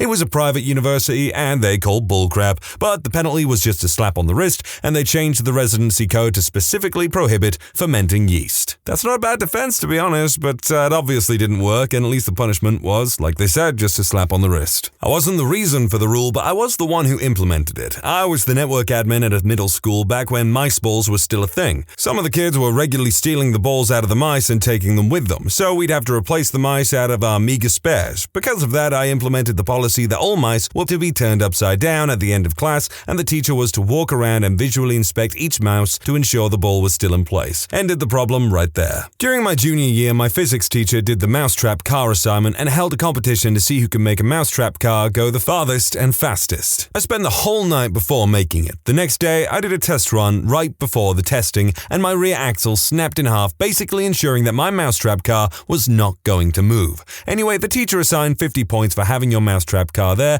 and 50 points if it moved. He gave each student at least 3 attempts to get his mousetrap car to move. Everyone in my class got theirs to move, and I knew mine was basically fricked. We were doing these runs in the hallways, and I was so glad that no one came out to see how mine will do. When it came to my turn, I set up my mousetrap car and let it go. The car was barely moving, and I was losing my mind due to how fricked I thought it was. My teacher had to come closer, get on his knees, and see that the car is actually slowly moving. Confused students came out due to my celebration and howling only to see the mousetrap car at my knees. I got full credits for that assignment. The physics teacher did the assignment again my senior year, and I saw that he changed it so that your mousetrap car had to go at least 1 foot to get those points. Maybe there were other students that were reasons for it, but as of my knowledge, the teacher had me in mind. I went to a Catholic school that had a strict uniform policy. I'm the oldest of 4. This will be important later. For Halloween, seniors are allowed to dress up while the underclassmen wear uniforms.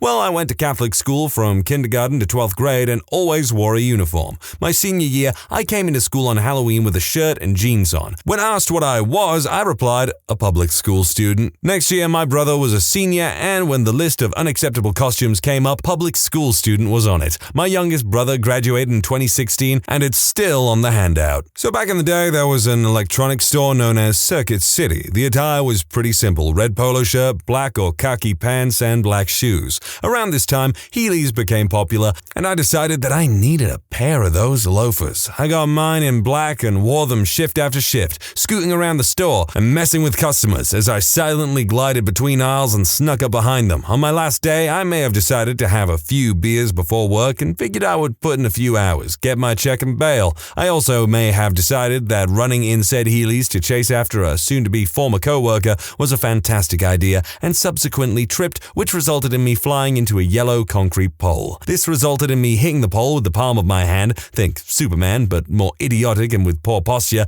and breaking my arm. After getting a fancy cast, I filed workers' compensation because, why the heck not? After getting approved, since there was nothing defining whether or not the black shoes were supposed to be wheel-free, Circuit City promptly amended the handbook and stated that flat black bottomed shoes were the only acceptable kind. A year later, they went under, and I still have my Heelys. Even as an adult, I still catch myself being slightly jealous of kids with Heelys, because I'm like, I'm too old to wear Heelys, but I guess not. But also, I wish I had Heelys when I was a kid. Uni rolled out monthly internet traffic quotas because several students reportedly downloaded what at the time in history were inordinately excessive amounts of data. This was almost 20 years ago. My group of friends knew some people who worked in the uni's IT management department, so a few days after that was announced, we go by their office to head off for movie night, and I noticed a sheet of paper with a list of student numbers and associated traffic volumes posted on the team billboard. My student number is sitting right at the very top.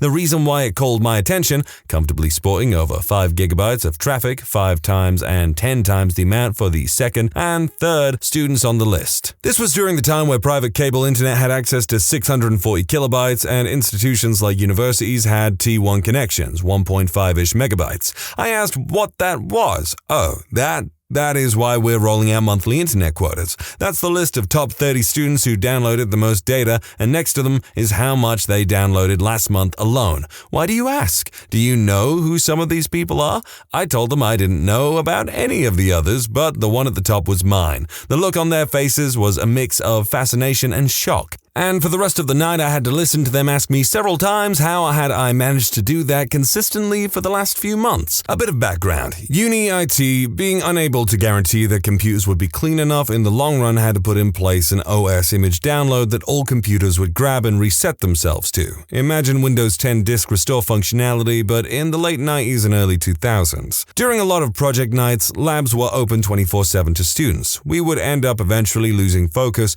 which would quickly turn into playtime.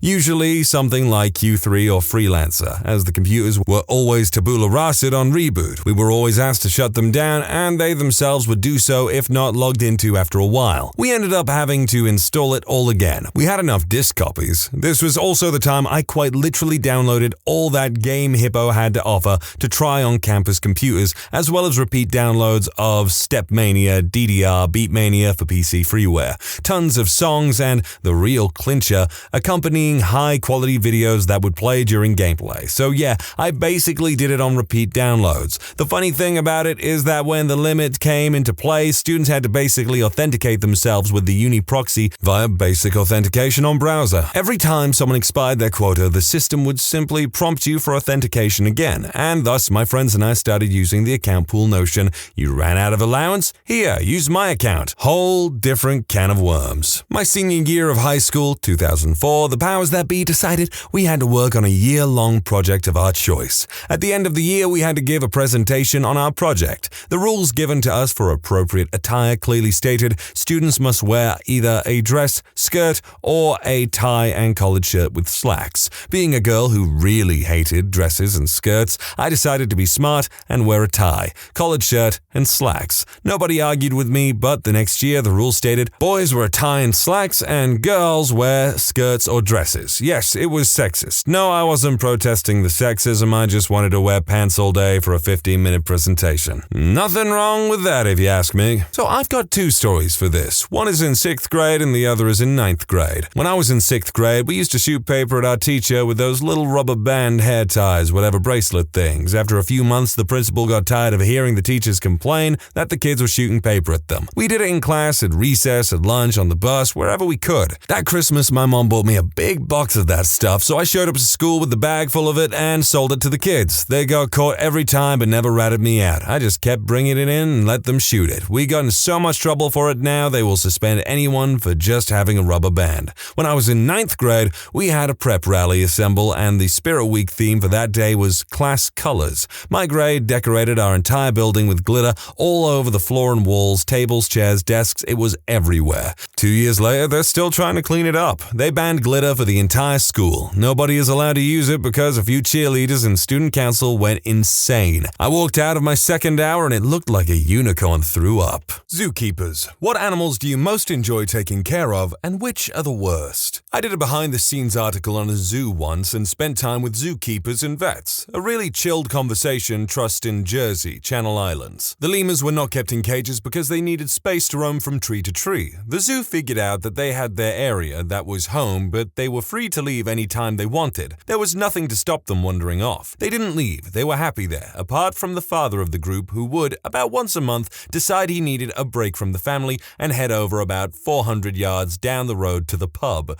They would get a call from the pub saying that the furry little guy is hanging out in their garden again. Most of the time, he'd just wander back. People and animals truly are more alike than we think. It sounds like a regular English dad wandering down to the pub to take a break. My sister is a zookeeper. We asked her and her keeper friends which animal they would least like to be trapped in a room with. They all immediately, unanimously agreed on one animal, chimp. As one keeper put it, if a lion gets out of a cage, I would run and help the public and other keepers. If a chimp got out of its cage, I would run to my car and drive away. I did animal control for almost a decade. Wasn't afraid of nothing, except chimps. I became a scared little girl when we got a loose chimp call. I don't blame anyone for being afraid of chimps. I mean, I'm pretty sure I heard that recently there's been sightings that chimps use, like, sharpened sticks now. Yeah, I'd be scared too. I worked at a museum that kept a large turkey vulture creature tethered to a perch in the center of an animal room. Children would tease this poor bird mercilessly despite the many signs and warnings. The bird sat in stoic silence. But almost once a day, at the perfect moment, he would hop down as one of the little chumps walked off, and he'd grab them with his huge bill just above the belt line by their pasty, fat, little French fry-infused love handles, clamp down hard and then snap it back. Imagine someone grabbing you by the soft parts with a pair of channel lock pliers. Their scream and the nasty welt was always the same. By the time parents, teachers, and staff arrived, he would always be back on the perch, just staring still stoic. Best part of that job. I fed one of the sloths while volunteering behind the scenes at a zoo for a service organization, and it fell asleep halfway through chewing a pear slice. Then it woke up a minute later and finished it. It was definitely a cute animal. I volunteer weekly at a rescue center for birds of prey. I avoid the bald eagles unless absolutely necessary, even our resident birds, which are non-releasable and some of whom have been in our care for their entire lives, are the worst. They are scared of everything and very finicky. We spent 6 weeks last summer adjusting one to a cart. It wasn't just when it rolled by. He couldn't stand any of the new carts just sitting there across from him. We used a grant to update supplies, including 8 new great collapsible rolling carts. We use them a lot, especially when we take birds off-site. Apparently, a bird thinks your product is a rolling death machine, and that is sadly not a suitable reason to return something. Other things bald eagles hate: water horses being carried or unraveled, the sound of rakes on gravel, buckets up until 5 gallons, those are fine. Plastic bags, unfolding newspapers, shoelaces, key rings with 6 to 15 keys under and over seems to be okay. Birds I love. Peregrine falcons are straight up baller. Maybe we just have some amazing ones, but damn if these guys aren't the greatest. Nothing spooks them, not overly aggressive, and tolerate a lot, especially during camp season. Also incredibly smart. They learn routines very well and seem to be very perceptive. We try and train all resident birds for their safety and for our own. For example, most of our animals have to go to a specific perch and display a desired set of behavior, equivalent to sitting quietly before we drop food off. By far, these guys are the fastest to pick this up and other behaviors usually, and the best at complying. Barn owls. We don't get too many and only have 2 resident birds, but I love these guys. Very quiet and pretty tidy compared to others who destroy everything. Bald eagle. Here's a bonus. Cheetahs are the most disgusting of all the big cats. They destroy everything in their enclosures and will sit and roll around in their own mess. Zebras are douchebags. I have actually also heard that zebras have really awful attitudes. I work at a safari park and we have a bat cave. They're all Egyptian fruit bats in there, and for the most part they're perfectly fine around humans, bar a little anxious if I try to get too close to them while they're sleeping. One bat, however, is a right pain in my butt. His name is Clayton, and he's constantly hanging on the exit, which means I have to get him off it so people can leave safely. Unlike all his fellow bats, he doesn't fly away the moment I get too close to him. Instead, I have to literally poke him until he does go away. Yesterday, he was chilling in his usual spot by the exit while eating a piece of pear. I poke him to get off and move as usual, and the little poo squeaks at me, which is bat for sod off. Frickin' Clayton, man. I'm a zookeeper in Colorado. It's hard to pick favorites because I really enjoy working with so many species, but I'll tell you about a few.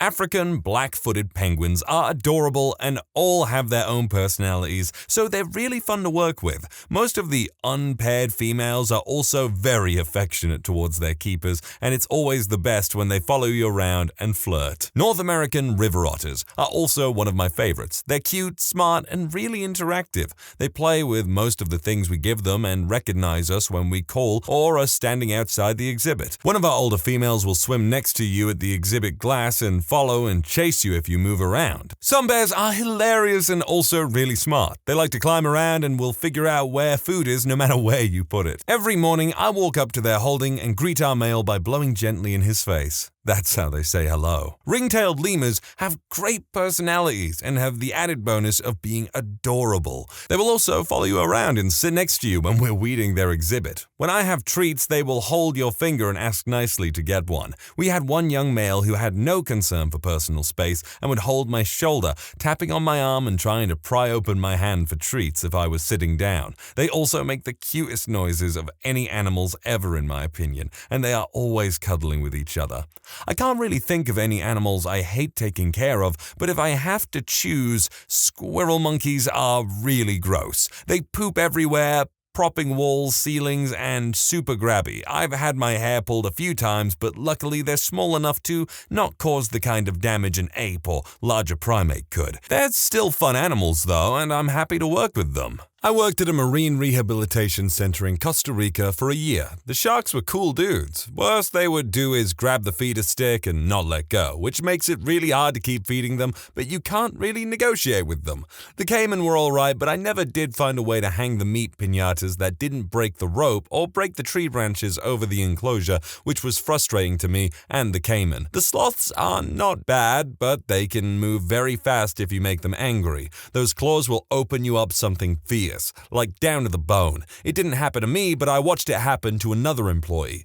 The males will fight each other given the chance, and holding and touching them is so very uncomfortable because they are literally just flesh bags of skin and bone. But the sea turtles were the biggest jerks you could ever imagine. Let me share some stories with you. Our turtles were lazy, spoiled pricks. You had to drop the food directly into their mouths and try to avoid getting bitten, or else they would let it fall to the bottom of the tank, at which point you had to walk back into the building and get a net to scoop the food and try to feed them again. They would not die for it. We had one turtle in a 90,000-gallon tank. You could imagine it would need to be cleaned, and the only way to do it was with a snorkel. Our turtle, Mario Fernando, would swim up and bite my butt for fun while I was cleaning the tank. This species of turtle have beaks, and a bite to the butt hurts like a mother. Plus, it required medical attention from the town doctor that laughed like crazy and took pictures of my turtle-chewed butt for his friends and Facebook.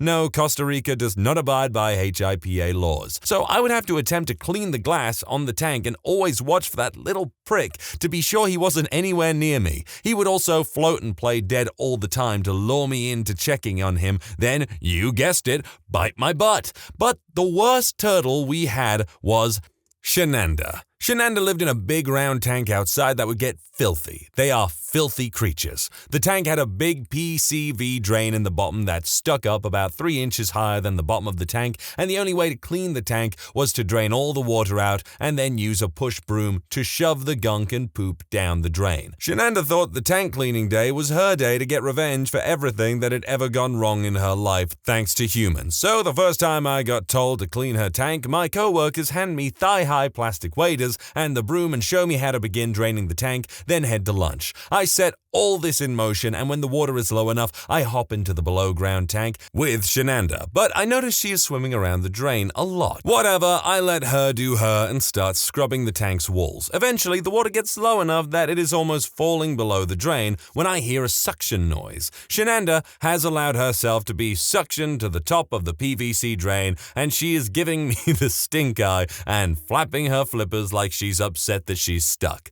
So now I am standing in ankle-deep turtle poop in plastic boots in the Costa Rica sun, sweating to death and trying to figure out how to safely, without getting bit, move a 150-pound plus snapping sea turtle off this drain so I can finish cleaning her tank. Everyone that could help me move her is at lunch. I am pretty much alone in the park except for the admin and office people, and no way are they climbing in to help me. Worst of all, I realized I had forgotten my ladder, so I couldn't even get myself out of the tank to get help and find shade or do something about the situation. You might be thinking this is a one-off thing, but it wasn't. Shenanda would suction her butt to the drain every single time I cleaned that tank for the year I worked there. She knew exactly what she was doing. Also, birds of prey smells terrible, like musty death. Well, I kinda don't blame Shenanda for feeling that way when you gave her that name, and it basically is close enough to shenanigans. Welcome to Shenanda's Shenanigans! Not a keeper, but I was an intern at the zoo for several years. Some of my favorite animals to work with were the polar bears, the rhino, and the big cats.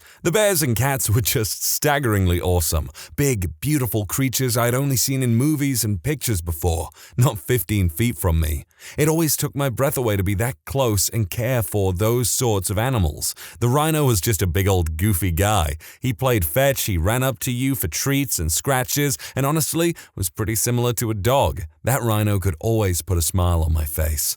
Least favorite? The birds and greater apes. The birds were mean, loud, and smelly. I have scars on my knee from penguin bites because I wasn't feeding them fast enough. They just crap everywhere, and you get to scrub it off the rocks for hours. I know that it's part of the deal with being an intern, but it made me pretty much hate those birds. The greater apes, aside from the orangutans, just scared me. They're smart, stronger than us, but lack the compassion and humanity we have, and you know it when you work with them. If there was ever an animal I was truly afraid of, it was the chimps. I flat out refused to work with the mandrills after the first day. That being said, the chimps bonded incredibly well with their actual keepers, and more than once came to keepers for comfort. At one point, our male chimp got out, was stuck in a tree, and his keeper went out and held hands with him while leading him back to the enclosure. That poor man had to take 2 weeks to mourn when that chimp passed away a few years ago. They were really close.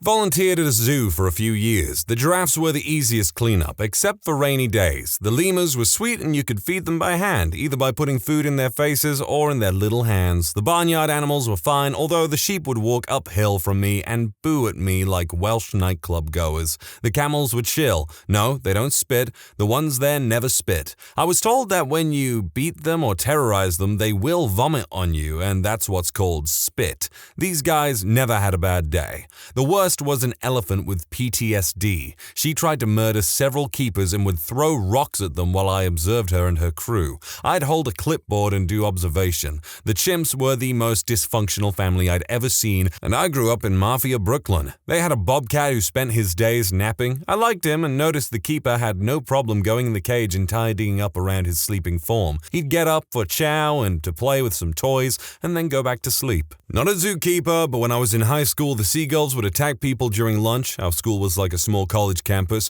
They would fly by in the hundreds from the middle school a few miles away because we were disgusting and left trash everywhere. They knew when our lunch period was and came every day. At first, we tolerated them, and they would generally avoid people, but then they weren't afraid of us anymore, and were more of a cleanup crew. After a year of this, they began to harass people for food, so we fought back, swinging our sweaters and backpacks at them.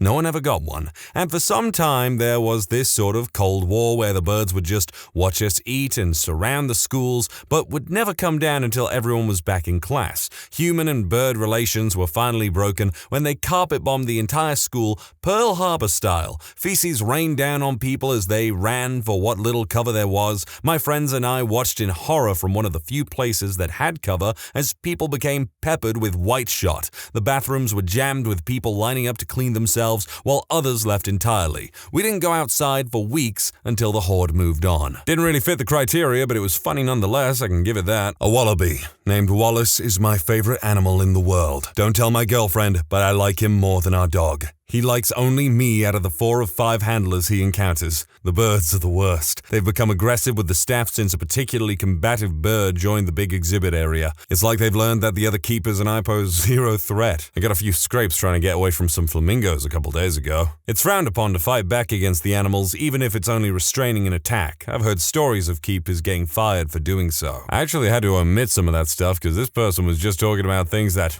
just was not necessary, like things with his girlfriend. It's like, where's this coming from? I just want to hear more about Wallace the Wallaby. Not a zookeeper, but I once helped take care of elephants at a summer camp in Florida. We made toys for them, which mostly included giant leaf balls covered in peanut butter and assorted nuts and fruit.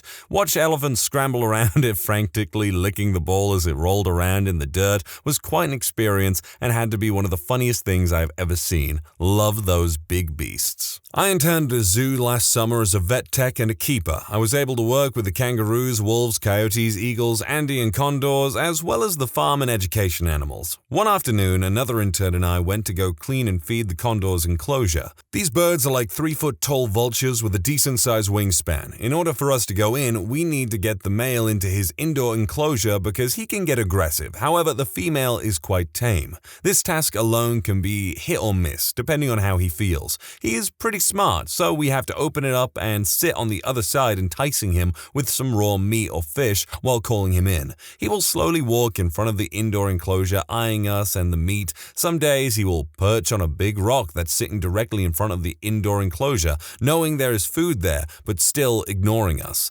Luckily, this particular day he decides to come in and we close him off. Then we head in to clean the outside exhibit, grabbing our tools and trays of meat. As we're finishing up, the female condor decides to accompany us to the door. While we're exiting, she then finds my co-worker's phone in her back pocket to be very interesting. She then latches onto the back pocket, and I start to grab a rake to try and sway her off my co-worker. All the while, my co-worker is starting to freak out a bit, slightly trying to get away with this condor attached to her back pocket. The condor does let go soon afterwards, and we laugh it off once the adrenaline wears off a bit. I'm not a fan of the reptiles or cockroaches that I had to feed, and the small mammals weren't my favorite, but I like the ferrets, and the 15 goats we had pooped a lot. I used to work at a safari park in Scotland. Generally, most animals were sound. I quite enjoyed this one little feared beast called an Anoa. They are basically big dog-sized cows and live in pairs. This one had a bad reputation because it was seen as mean. However, the poor thing never did anything bad to me, and I liked spending time with it. I even snuck it in a few apples from time to time. It was separated from all other animals because one day it had gone under a camel and stabbed it repeatedly in the belly with his horns. So they tranquilized the Anoa and his partner to move them, but she died, and so he was alone. Poor wee dude. Worst overall was Chippy the chimp, who was a complete bellend and went out of his way to show it to everyone. He would eat the other chimps' favorite foods, even though he didn't even like them. Bit of a wee prick, our friend Chippy. Most feared animals in the park, though, were the otters. Sweetest little chirps when they're hungry, but clever, fast, and bitey as heck. I have never jumped so high as when I was in their enclosure, giving them things to play with when the food ran out to distract them. And they realized I was in there with them, and they came bolting after me. Must have cleared 6 feet. I did a 6-month work experience in a small zoo in the UK. The best animal to look after was a big tegu called Reggie. Watching him eat dead rats was morbidly fascinating. The worst animal to feed were the Humboldt penguins. The greedy little sods would bite my shins every frickin' day. I'd come home with a ring of purple bruises just below my knee. If you do happen to love penguins and are near Edinburgh Zoo, anytime you can see, take a march around the park at lunchtime. I think one of them is a member of the Norwegian army for some reason. He has a little medal for his flipper. It's adorable. Damn, this was 7 years ago, so I can't really confidently say whether or not that's still there, because I'm like, yeah, I'll go to Edinburgh Zoo to see a little medal on a penguin. That sounds cool. I worked at a large pet store that had many exotic pets and was kind of like going to the zoo, minus the lions, tigers, bears, etc. I worked in the reptile room and definitely had my favorites. Pretty much all of the lizards, except lecker geckos, were chill. The little snakes we had were rude. It was a gamble of if you were going to get bit whenever you had to stick your hand in there. It didn't hurt, but was annoying. The gopher snakes and tree boa you also had to watch carefully. On the other hand, the pythons and sand boas were docile. A large caiman iguana bit half of my thumbnail off, which was really disappointing because I was the only one that would go in her room and spend time with her. Sometimes the things we love hurt us the most. Honestly, I love working with all of them. Sloths are definitely one of my favorites as far as hands-on goes. I love working with big cats and grizzly bears because they have a lot of character. Big cats are seriously just house cats, but bigger. Penguins are fun to work with, but they are the worst to clean up after. They eat fish all day, which makes their poop acidic and smelly. It gets everywhere and destroys the paint on the floor. A donkey once bit my fish at a mall petting zoo. I still like donkeys, though. They're cool. True words were never said. Obligatory, not a zookeeper, but my answer for both are horses. I was a ranch hand for 2 years in college and discovered you could tell a horse's personality and intelligence by how they kept their stall. Dirty and disgusting stall typically means the horse is a butthole and doesn't respond well to direction.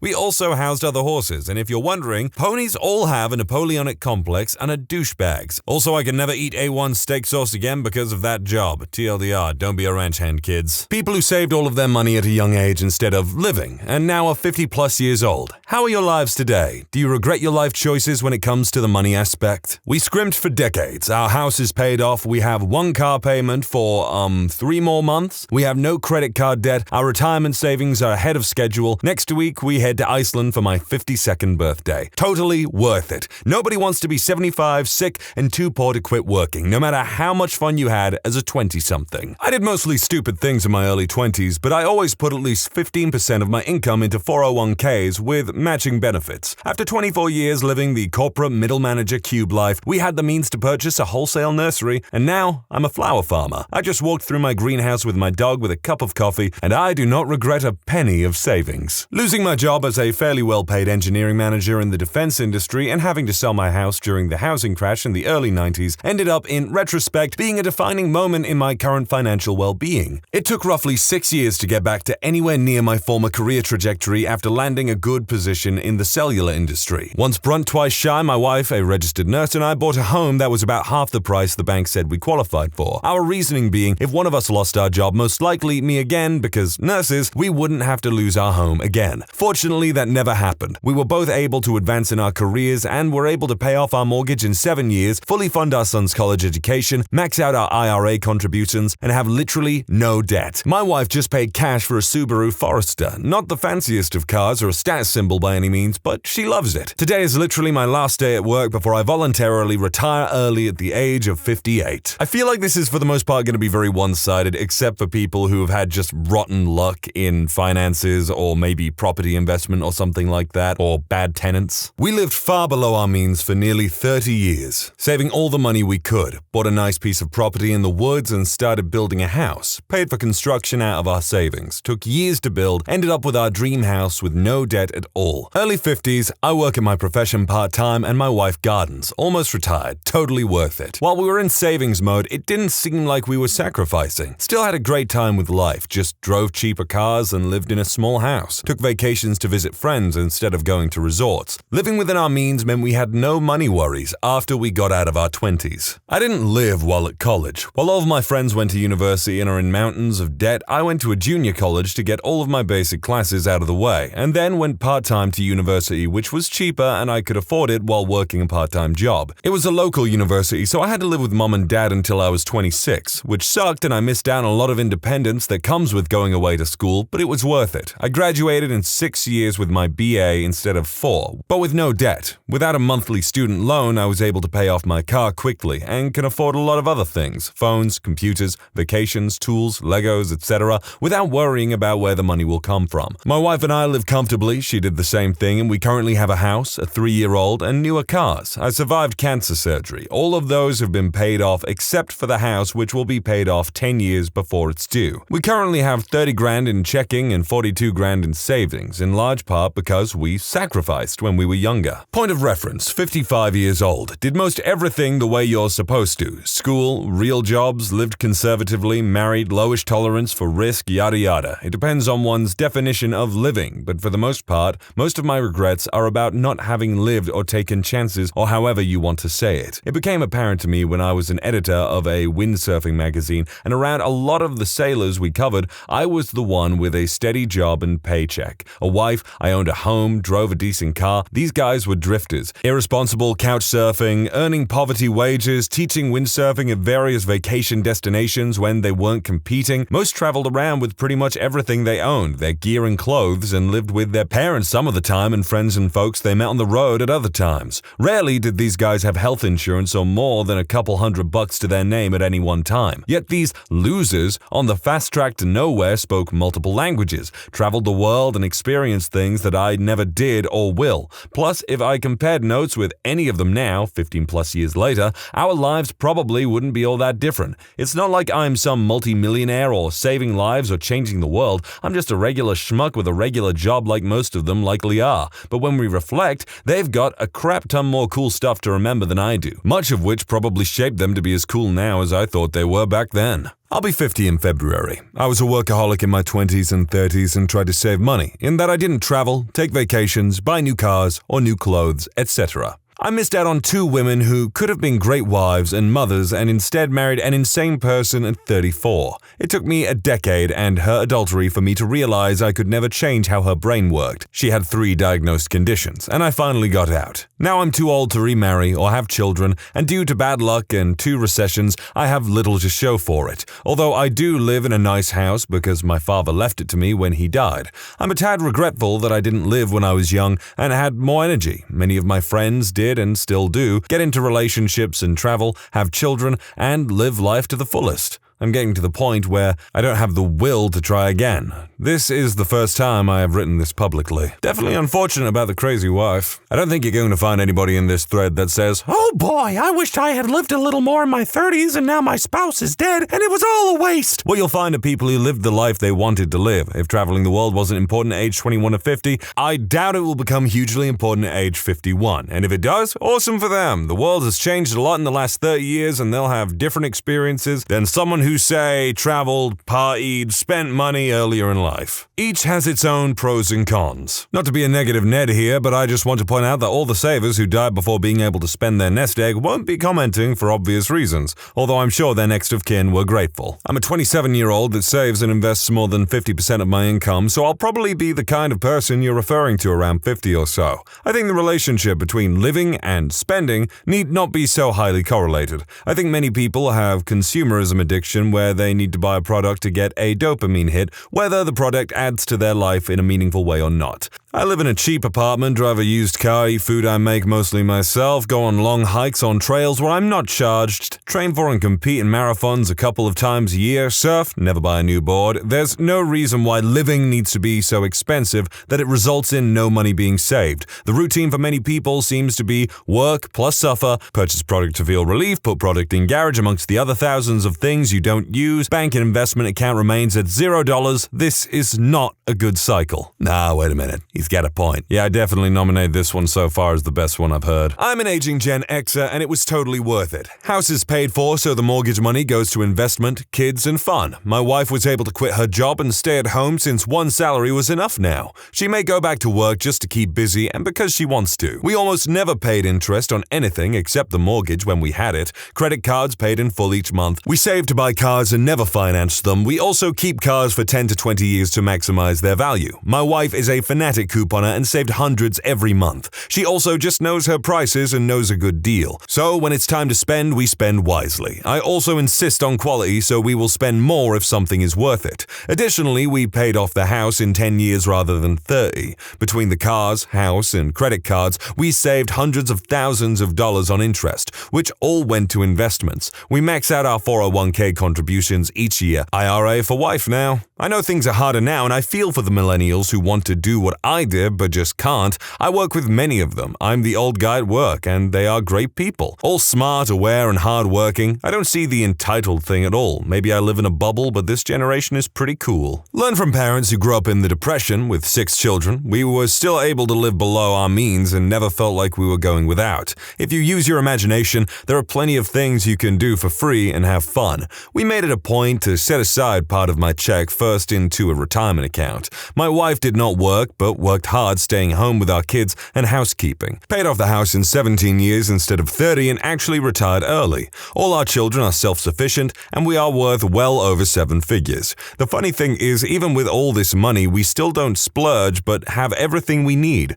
I think the trick is to realize the difference between needs and wants. I have to thank my parents for this. We always asked ourselves, do we need this or want this? Also ask yourself if you can buy this used. We have always bought used cars with cash and kept them until the wheels fell off. We also gave generously to local charities as we felt so fortunate. So here's my deal. Retired at 52 but got killed earlier with a bad divorce and still managed to retire early. I've been sailing a yacht for 7 years now, halfway around the world. How? Absolutely put a minimum of 20% of your gross income away. If you can't get most of that into a tax-deferred account, you should be looking at 25 to 30%. Cold hard reality, no magic, and no wishing. That's a big chunk of your income. If you haven't started it, it will hurt too much, so you'll likely fail. I always advise you start with what you can manage, then increase it when you get a raise. As in, up your savings by at least half of the raise. Get to 20%. Get that money into the market while young. Try to get it automatically deposited into your retirement account so you don't see it, so you're not tempted. Other tips. Get out of debt.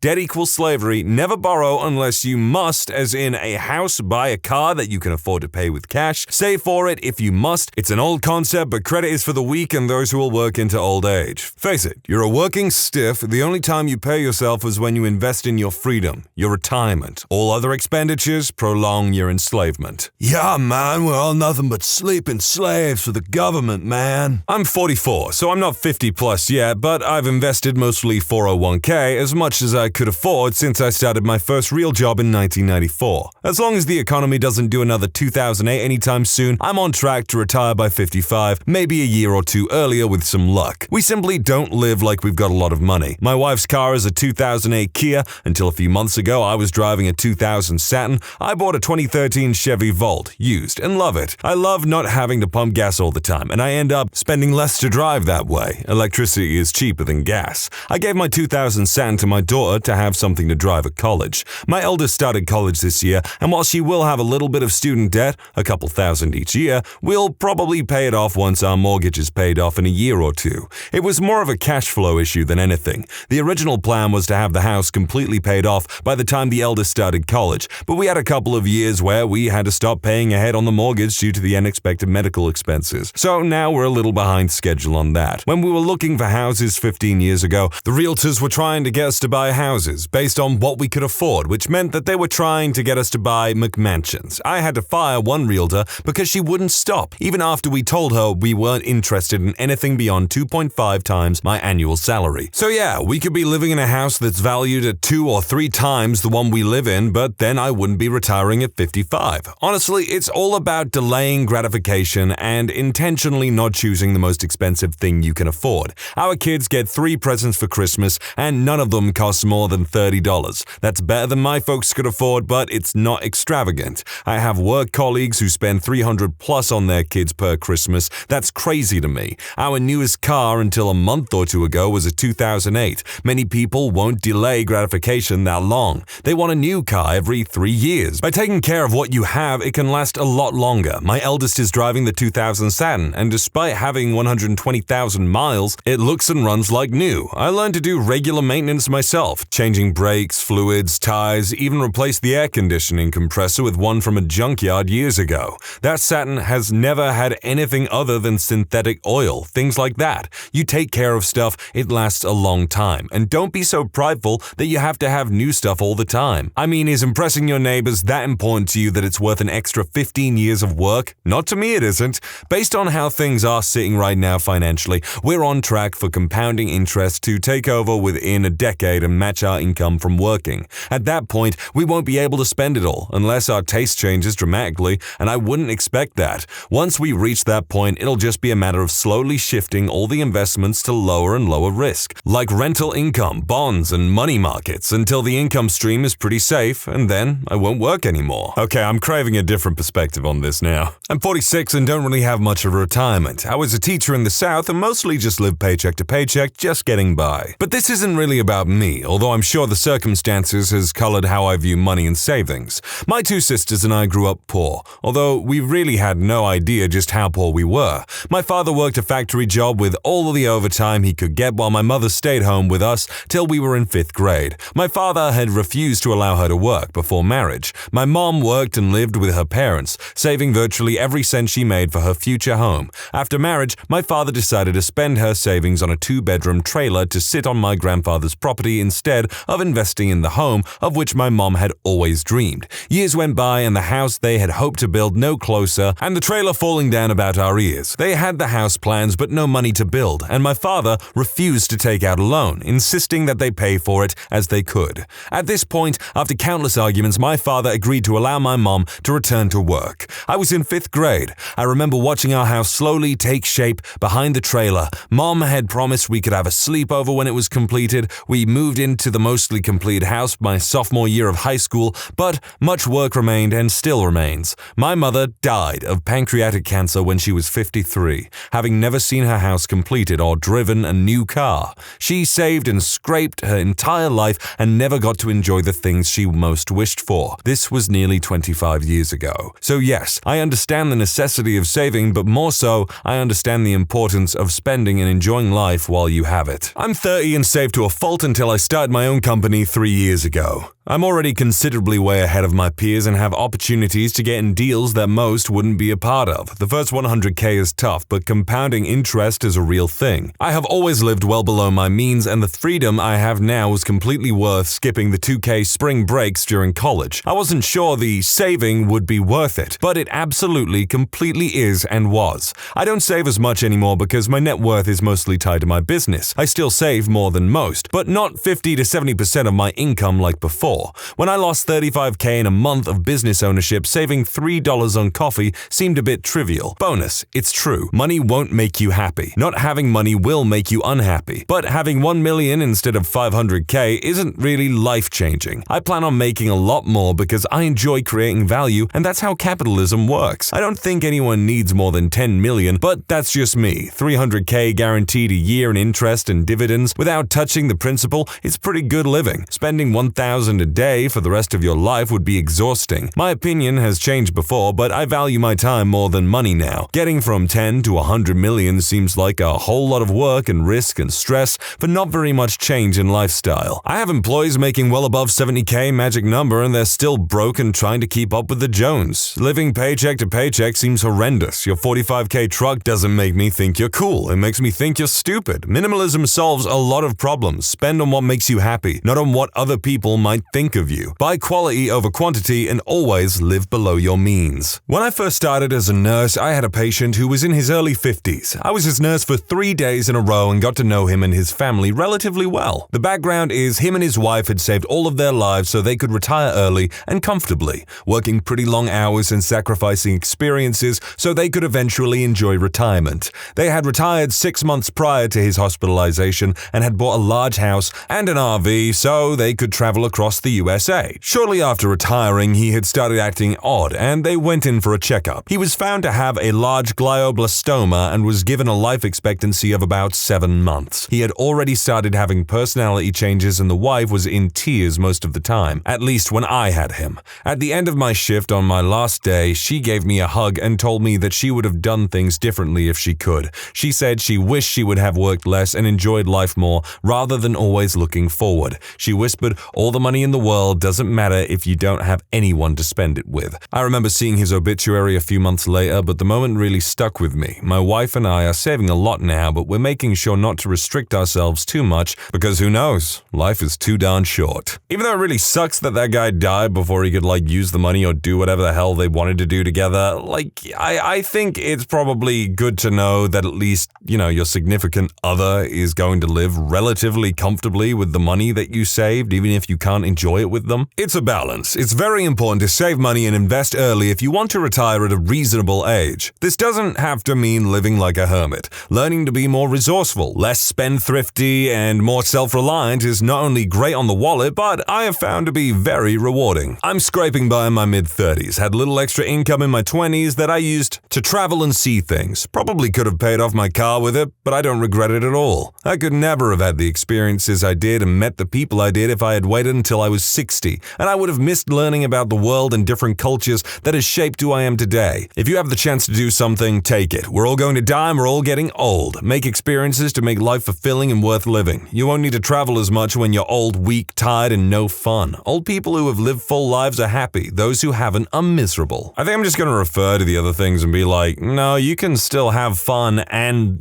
spend your money wisely. You probably should have paid your car off, to be honest. But whatever. I was always worried about balancing the present with the future when it came to money. The odds are very good that you will live to a retirement age, so not preparing for it is foolish. That being said, it's no fun going through life only preparing for the future and not living when you're young and capable of doing so much. My solution, start a 401k type account as soon as you start your career. If there's a company match, ramp up the percentage to get the full match ASAP. Every time you get a raise, increase your contribution by 1%. Hopefully, your raise is more than 1% and you will still see an increase in net pay. Never touch that money. Roll it over if you change jobs. Invest somewhat aggressively since you're in it for decades. No need to be timid. I topped out at 12%, but with pensions pretty much gone, 15 to 20% is more realistic. Most people don't understand the concept of compounding interest. The first few decades might not seem that impressive, but the last decade of your savings can amount to a crap load of money. Not necessarily about this topic. My first roommate at med school in the Caribbean was a nice guy who studied real hard. Never drank. I forced him to come out and party maybe once. He finished everything without taking any breaks. He got accepted to a great residency program with a dual specialty a few weeks before his 23rd birthday. I spoke with him around the time and he had a head full of gray hair and put on a lot of weight from not working out. He said he felt like he was about to turn 43 and he looked like it too. He absolutely regretted not hanging out a little more while the rest of us looked up to him and his work ethic. It really is as simple as find a healthy balance. I am more the person that spent money on trips, going places and doing things, but as I get older, I'm getting to that point where I'm like, yeah, it's time I start buckling down and putting my money in, investments and all that stuff to try and, get ready for the future. Parents, what is the most shocking thing you've heard, witnessed, or experienced upon meeting your child's new boyfriend or girlfriend? He recounted the story of when he drove home so drunk he lost a tire hitting something, then drove on the rim for at least 4 miles down the interstate. Thankfully, he's sober now, but is that something you want to talk about first time you meet me? Ex-girlfriend's mom greeted me with, "Did you convince my daughter to go on birth control so you could do her?" I was shocked to say the least because we had only been dating for a few weeks and she was a virgin. I wasn't pushing the issue because I really liked her. In my confused state, the GF at the time explained to me that she told her mom she wanted to do it with me and needed birth control. First encounter with her mom, and I never recovered from that. She hated me. A quote from my dad. "I didn't expect her to be black. Nothing negative, both my parents just didn't see it coming. When I was 16, I met this girl who went to high school across town through a buddy who was dating her friend. Our parents were pretty liberal and we spent most of our weekends getting high and drunk in the pool house and swimming when we wanted to cool off. Needless to say, it took about 3 days before I lost my V-card to this girl, and it was the awesomest. Here's the thing, when you're 16 and you find a girl who is DTF, you never let that go. I was immediately her boyfriend, despite the fact that I didn't know that much about her. I knew everything that I needed to know. She had a female port and she let me put my male port in it. Week 2 of this torrid romance and something isn't quite right in the land down under. It was really burning when I took a wee, like every time. I went to Catholic school, so I knew all about how Satan invades extramarital SX and fills your lust pole with STDs. I knew I had one. The only question was which one. A lot of people asked, wait, this girl gave you an STD? You dumped her, right? Let me refer to the previous statement. I was 16 and she was letting me do it with her. We only got more serious, like getting close to meet the parents serious, but love didn't cure whatever evil was festering in my pants, and I had to schedule a doctor's appointment. In the exam room, I had to fess up to my doctor, who I'd always suspected of secretly being gay. My terrible suspicions that I had third-degree wee-wee rot with a chance of AIDS. I had to pee in a cup and he manually examined my no-no area. He asked me why I suspected I had caught an STD, and in the spirit of doctor-patient confidentiality, I told him everything, which came out to, I met a random girl from across town and I've been doing it with her everywhere. Pools, bushes, suburbans, rugs, carpet, dirt piles. I don't know much about her, but if she's willing to do it with me, she's probably kind of a lady of the night. It took me a week, but the results came back. I had a benign UTI, most likely from bareback riding in dirt piles. Clean it up was his advice. That was the giant relief, and a big F you to Sister Helen, who had convinced me that God punishes all fornicators with a lifelong curse of phallic fire. Everything seemed to be great, the down under problems cleared up, and this girl and I kept seeing each other. After a few months, she invited me to her family dinner. Her mom was nice and pretty hot. Her dad was my doctor. I could leave it there, just because I think the story ends where it should, but for those who want some Animal House-style wrap-ups, here it is. All in all, it was super awkward, because it took me a while, months, to believe that he wasn't just watching for the right time to confront me about it. I couldn't look him in the eyes, and I couldn't look her mom in the eyes because I was staring at her chest, convinced that he had told her. But it turned out that her dad was super cool. He never even mentioned anything other than telling me that I should start seeing a different doctor. He let me drive his super nice car, and they took me on family vacations. They even let me sleep over in the same room as their daughter. As for the girl, we dated through most of high school. She was a year younger than me, so we broke it off when I went to college. She actually went to the same college that I did, and we got back together for a little while, but it didn't work out. I implied she was a woman of loose morals, but I would like to rescind that comment. I'll admit, once I read the bit where it's like my doctor was her father, I didn't believe it. I mean, this latter bit, it helps kind of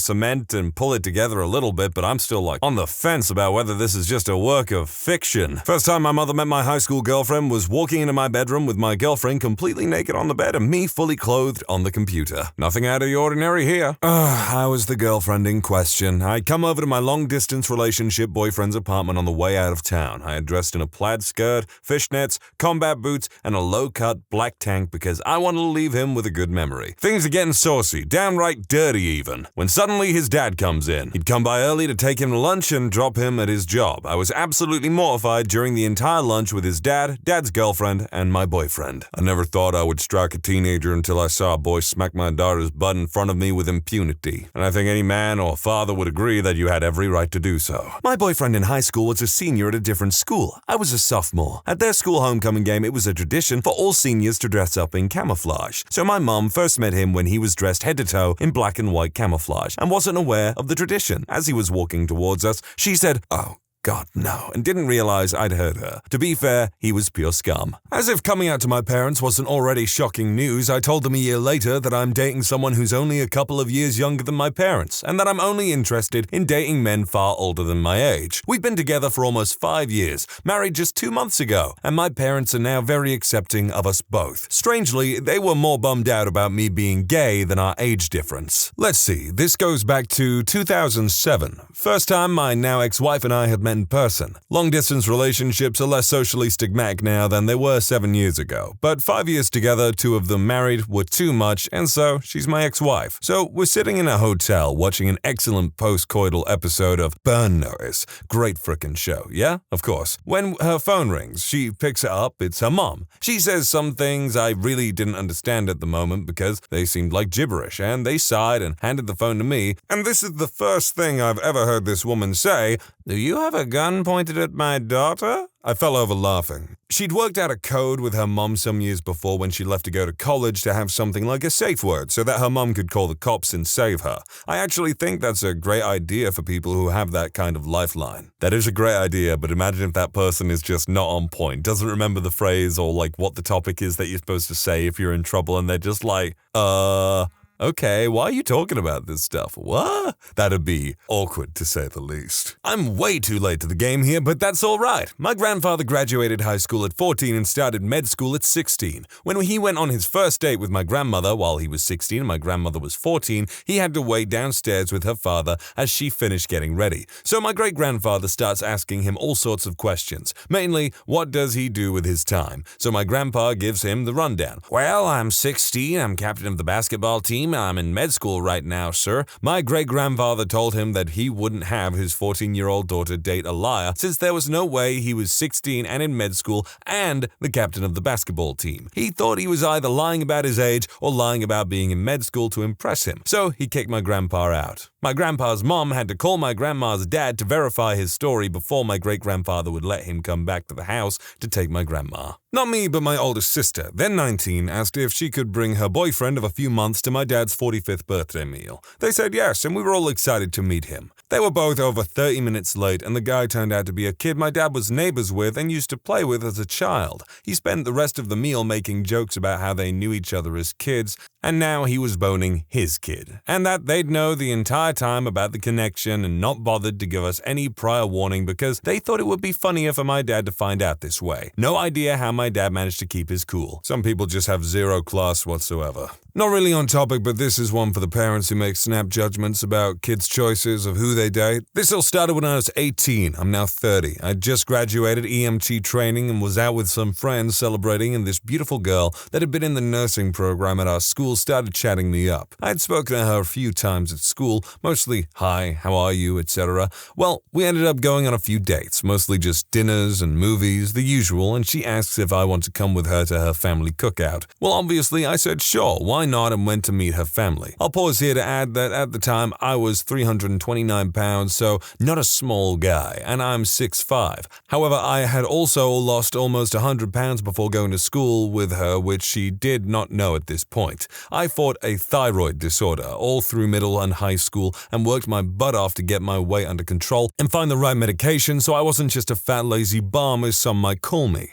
I knew from some of our conversations that this girl was really into physical fitness and the like. I told her that I was going to the gym and trying to lose at least 100 pounds, and she seemed encouraging and offered to even go with me. Well, the weekend cookout comes along and I meet the parents. We get there and everyone's outside cooking out and enjoying the pool, etc. I've never had body image issues or problems with my man boobs, so I take off my shirt and join in after meeting the parents and having what I thought was a good first talk. I notice while I'm sitting talking to one of her relatives, I think it was her uncle, that she's giving me these weird looks. Well, about an hour later I ask someone where the bathroom is, and when walking in the house to find it, I overhear this girl and her father talking in the kitchen. I'm not usually one to spy on someone, but I couldn't help myself. I figured the dad was telling her I wasn't good for her or something. I was right on both accounts. What I heard was, I didn't spend my life working hard and sending you to private school and buying you anything you desired so you could end up with some fat slob piece of crap like that out there. He has zero respect for himself. How can you expect him to respect you? Well, I was a little annoyed at this point point, so I figured I'd back out and leave and call her later and see how she wanted to handle this, if we needed to call it quits or what. Before I could turn around though, I hear her reply, "I only brought him home to make you and Mom mad. I find him disgusting, but it's worth it to let you know you can't tell me what to do." Yeah, at this point, I'm really angry. Upon hearing this, I walk into the kitchen and let my feelings be known. I informed her dad that yes, I'm fat, but that I was 430 pounds just a year and a half ago, and still losing weight, and sorry I wasn't born with perfect genes that made me fit and perfect in his eyes.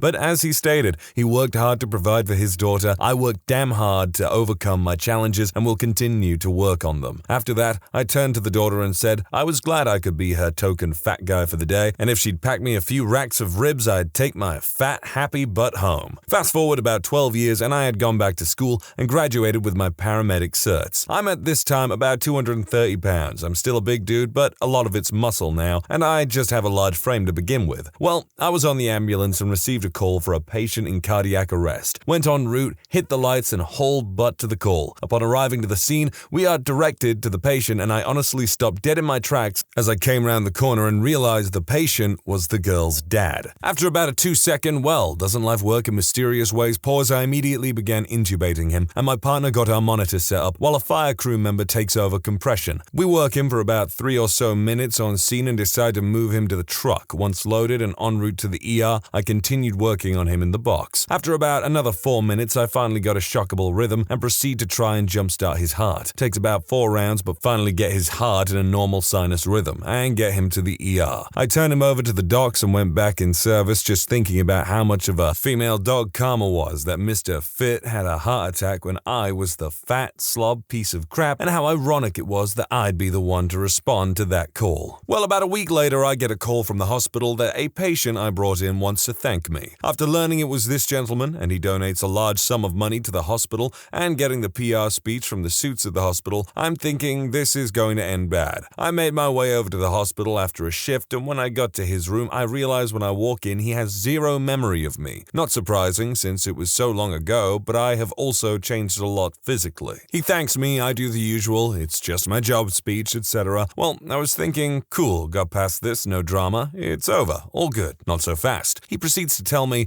it's frustrating that even guys like us in good physical shape that take care of themselves can still have heart attacks while there's people out there that eat anything they want, weigh God knows what, and still walk around with luck. That really ticked me off, but I held it for a while and said, yeah, but that's just the way life is, and try to work my way out of there. Just as I'm about to cut and run, it hits me. What can I say without being a total butt and really ticking off the doctors outside? As I'm walking out, I tell him, glad I could help him out, and it's not bad work for a guy who used to be a fat slob piece of crap. I turned around and walked out, but I noticed that little light of recognition in his eyes as I left. That was about 6 months ago, and I've received several messages from him since then wanting to meet and talk, but I've ignored them, as I really have no desire to hear what he has to say. At best, it's an apology for how he acted back then. At worst, he'll try and take me to task for being a butt to him, and I'm good without it either way. Moral, I guess, is always treat others how you want to be treated, as someday you may need them, or something like that. Words to live by, but you also can't hold on to crap that people have said to you over the years, because yeah, while it might be good when, if maybe you do get revenge or an opportunity to prove yourself to that person and show them that they were wrong about you, sure, that's good. But if you let it fester and you're thinking on these things that happened like years and years ago, like all the time, it can twist you up inside, no joke. My ex-boyfriend dropped a bag of booger sugar on the floor. He told my dad it was sugar because he was diabetic. My dad promptly told him to leave and never come back. That was the nice way I put it. He was not that nice. My mom didn't say a word, not the best time to say, "But daddy, I love him," on my part, and then he asked me if I was on the booger sugar too. Not a parent, but my girlfriend met my mother last year for the first time. After my mother had a long discussion with us about the seriousness of texting and driving, due to some news program she watched, my mom just drops the serious talk and starts casual conversation with her. First thing she asks is, "Do you have any siblings?" To which my girlfriend responded, "I had a sister, but she died in a car crash." Now, this was a complete joke, but my mom is not the humorous type. I literally cringed so hard. Not gonna lie, sounds like your girlfriend had a pretty good sense of humor. Started seeing who is now my ex-wife when after about a month and a half of dating, we got pregnant with our daughter. Met her and her parents at a restaurant for dinner to tell them that she was pregnant and what our plans would be going forward. Her father looks at me and the first thing he said was, "Darling 74, why did you have sex with my daughter?" Mind you, she was 21 at the time and I was 24. After a few seconds, I replied, "She took off her shirt and asked me if I was going to do her or not." So I did, followed by me immediately getting up and walking right out of the restaurant. Me, my ex-girlfriend, and her sister's friend were sitting outside on the back step getting ready to smoke the devil's lettuce. Her dad had recently left for a couple of weeks, and before he left, he said to me, "Don't do anything that you wouldn't do if I was around," and told him I would behave. Anyways, we're outside and her mom was at work, or so we thought. So I take the bowl and smoke, and her sister's friend goes, "Ah, crap." I turn around and there is my ex's mom staring at me with eyes of fury. As a punishment, she made me and my ex-girlfriend watch Pinocchio, and she grounded her for like a month. Anyone else heard that Snoop Dogg's apparently quit smoking the devil's lettuce? I'm waiting for that to be some kind of like campaign for some new product or something that he's making, I don't know. During my angsty phase, I brought home a guy with a safety pin through his eyebrow and a foot-tall blue mohawk. Within 5 minutes of entering my household, he managed to insult my mother's interior decorating skills and shoot my little sister in the eye point blank with a Nerf gun. We left before he could even meet my father, who would surely have ended up in prison for whatever he did to the dude. Happened to a uni mate. He went to pick up his girlfriend from the parents. They had been dating for a few weeks, and this was their first time meeting. Her house was on a reasonable hill, and while parking, he rolled back into the dad's car. So in his first few sentences to the parents, he had to explain that he had damaged their car, apologize, and then convince them to let their daughter get in his car to go to a movie. They let her go, and it became a running joke with the family. My family is very chill. Poop is discussed while eating and such. With this in mind, my 16-year-old brother brought home a fairly good-looking girl, tall, smiled a lot, outgoing, older. One of the first conversations we all have together after they go to his room to fool around is how they met 2 days before off of Tinder and only got together so that they could fool around for the summer before she left for college. Then proceeded to ask my mom to provide her with birth control as her mother would not. That happened. Talk about inappropriate dinner conversation. Also, there is a startling amount of people that aren't parents like talking about this stuff. It's all just kids talking about how their dates disappointed their parents. In my early 20s, after getting kicked out of college, I lived with my parents. The way their house is set up is a big staircase down, basically, in the middle of the house, which is almost completely open. There are no hallways in the house. Anyways, at the bottom of the staircase is the kitchen with an opening from where the sink is. Well, my mom has some weird sixth sense when she knows I have a girl over, and it is never the same one. This would typically happen on weekends. My mom would be washing dishes and yelling my name, saying, "Come down for breakfast." Only problem is there's a random girl in my room. 90% of the time, the chick would freak the hell out and be like, "Holy crap, how am I going to get out of here without meeting this woman?" My mom doesn't care one bit. In fact, she invited them to join us for breakfast. Sometimes I'd walk the girl down and say, "Hey, this is blah, blah, blah," but sometimes I'd send them down by themselves and they'd just dart out of the front door. God damn, those moments were frickin' priceless. My 17-year-old daughter had been talking to a friend of a friend on Facebook. He was supposedly in the army, just finished basic, and was at a base in Texas. One Friday night, he showed up at our house. We live in Missouri. He flew in to surprise her. She was surprised. I was mad. Asked him how long he was in town, where he was trying to stay. The punk kid used all of his money to buy his one-way plane ticket and take a cab to our house. I ended up driving this kid back to the airport, buying a plane ticket for him, and sending him back on his merry way. Turns out, he thought he would just not go back to his base and live at our house until my daughter finished high school. Yeah, not happening. She is 25 now, and we were just laughing about this last week when she and her husband were having dinner with us. That was one crazy, scary guy. Yeah, I gotta hard agree there. That sounds like a kind of terrifying event to happen in your life, some random dude showing up. Especially some weirdo that's just been casually chatting with your daughter for I don't know how many months. My girlfriend, now wife, met my parents for the first time at my dad's surprise 60th. In her nervousness, she proceeds to get plastered and is repeatedly shushed by my mother during speech speeches for laughing too loud and long with my mom's friends. The next morning, she's hating life as she comes downstairs for breakfast. My older brother, who has the maturity of a 13-year-old boy, sees her in distress and proceeds to wave a platter of eggs and bacon under her nose. As she bolts for the bathroom, my mom, who has a long career in addiction fields, pulls me into the hallway and asks me, does she do this a lot? A less than auspicious entry into my family. First time I met my ex's dad, we were sitting in front of the TV. Me, him, her, and her 2 younger sisters, and we were watching Hannah Montana. Just for the record, he turned to me and asked, are you sleeping with my daughter? I replied awkwardly, I'm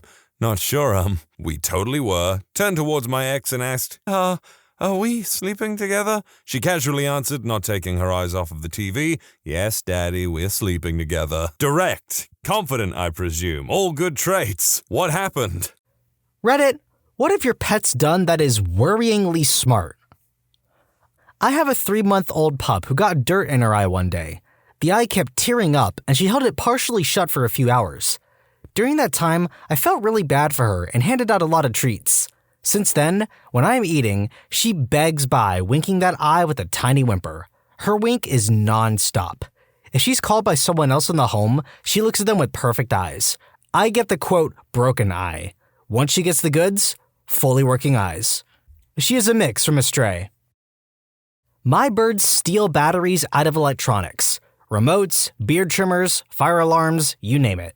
They don't do anything with the batteries, just take them out and then laugh at me and dance when I find them. Conures are jerkwads, but I love them. We had a dachshund growing up, and he could tell when my mom was going to have a seizure. He would start circling her over and over while barking. Ironically, he ended up with epilepsy himself, but it didn't shorten his lifespan. They helped each other out. He lived 17 and a half years. I miss that dog. Edited to add, my mom had epilepsy since she was 15. Unrelated to dog, which she got in her 30s. Our dog wasn't trained. He just did it. Every day when my brother and I pull in the driveway from school, we can see our dog on my brother's bed in the window above the garage, where he knows he isn't allowed to be. When we walk into the house, he is laying behind the living room couch and picks his head up and looks at us like he's been sleeping there all day. I had a yabby in my freshwater tank that is a genius. I one day watched him gather some food pellets into his cave, wait for the fish today, eat the rest, then a few minutes later, place them in front of the cave entrance, then attacked and ate a fish that came to eat the pellets. He stockpiled his meal to later bait an even better meal. That guy is in his own tank now. One of my dogs knows how to open door handles. The other one can't even figure out that he's not supposed to eat rocks. It's a mixed bag with my pets. When I get asked to do some things, I'll groan jokingly and do the thing anyway. Now, when I call my dog while she was sleeping, or if I accidentally nudge her at the foot of the bed, then she groans with attitude like I would. Kind of adorable, kind of freaky. My cats teamed up and got the tub of butter off the kitchen worktop, took it outside, removed the lid, and had an all-you-can-eat butter party. This is just delightful. I am enjoying every single one of these stories so far. They figured out that if they want the toy or bone the other has, to go to the front door and bark like a stranger is walking up to the house. When the other dog shows up to assist in barking, run to get the toy. It's not just clever, but dishonest in the worst kind of way. Growing up, I had a yard that was surrounded by fence, except at the entrance where the cars came in at the front. My dog knew she wasn't allowed to go outside the yard. When we called her and she was out gallivanting, she would go to the neighbor's yard in the back, hop the fence, and come back over, then strut around the backside to the front like, hey, I've been here the whole time. I only found out because one day I was walking around the house calling for her and caught her. Sneaky girl. Every morning for breakfast, I always eat fruit, and that weekend there was a farmer's market selling fruit for cheap, so I bought a ton. I couldn't fit them in the fridge, so I left a few bags on the side in the dining room, reachable distance. I kid you not, I woke up and was surprised to see an apple next to me. Over the next few days, my dog would get up in the morning, go in the bag, and get a fruit to put next to me on the bed. He proceeded to do this for the next 2 weeks until we ran out. I thought it was the cutest thing ever, but a part of me is like, holy crap. I would do the old trick when my cat yawns to stick my finger in his mouth. Don't know why I do it. I guess it's just funny to see his expression when, boom, suddenly, finger. So the other day he is sitting on my lap, and I yawn, he wakes up and does a stretch, perfectly putting his paw in my mouth. Boom. Suddenly paw. Still no idea if by accident or if planned. His smug expression afterwards made me lean towards the latter. One of my cats learned how to turn the internet off. I mean, he already realized everybody goes crazy when he goes behind the TV stand and messes up the wires. So when we're not paying enough attention to him, usually if we're on our phones or the computer, he just unplugs the router. I don't think he knows how much power he has. My dog knows my caller ID. I sometimes need to call home from my cell, and our home phone, quote, speaks the incoming call's caller ID. The only time my dog ever howls is when I call and the answering machine says my ID. She's done it when my mom is off somewhere else in the house and can't hear the phone ringing. She doesn't do it for any other phone call, even if I'm not home. I also tried calling while I'm still home to see if I can get her to howl, but she just looks at me like I'm an idiot. My dog also has 2 bowls, one for food and one for water. Whenever I give her some crushed ice to lick in the water bowl, she'll pick up chunks of the ice and put them in the food bowl instead. Apparently, solids equals food bowl, even if said solids turn into water. My dog understands Christmas. As in, he will sit where the tree goes throughout November. Once the tree is up, he'll lie beside it, crying. Once there are presents, he'll paw at them and carry them to us because he wants to open them. On Christmas, he starts trying to wake everyone up around 5 and begins howling around 7. And I kid you not, he will open his presents like a 5 or 6-year-old and excitedly run around with a toy or treat for a minute before looking for the next present. One year, we had less than 5 things for him to open, so he stole a present from me. If you've been enjoying these stories as much as I have, be sure to like and subscribe. You know the drill by now. Am I the genius and am I the jerk? Linked in the description below. Thanks for watching. And please give your pets a little kiss on the forehead for me. My cat figured out how to fill up my bathtub. He learned how to close the drain and would turn the water handle and would just sit there and watch the tub slowly fill up. It took me weeks to figure out what was going on. When my dad was having a difficult time in life, he moved into my apartment. He's really into sports and mostly deaf, so when he enthusiastically cheers for his beloved Detroit Tigers, he doesn't realize how loud he is.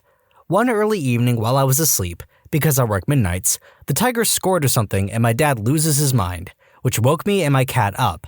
I grumbled and closed my eyes, but my cat Mike was not having it. She walked into the living room, and all I hear is my dad go, "Oh, sorry, I'll be quiet."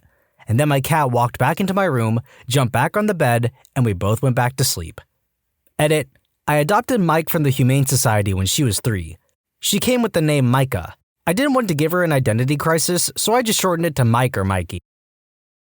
I had a cat that learned how to open the fridge, and then my dog started begging my cat for food, and then the cat started getting into the fridge just to feed the dog.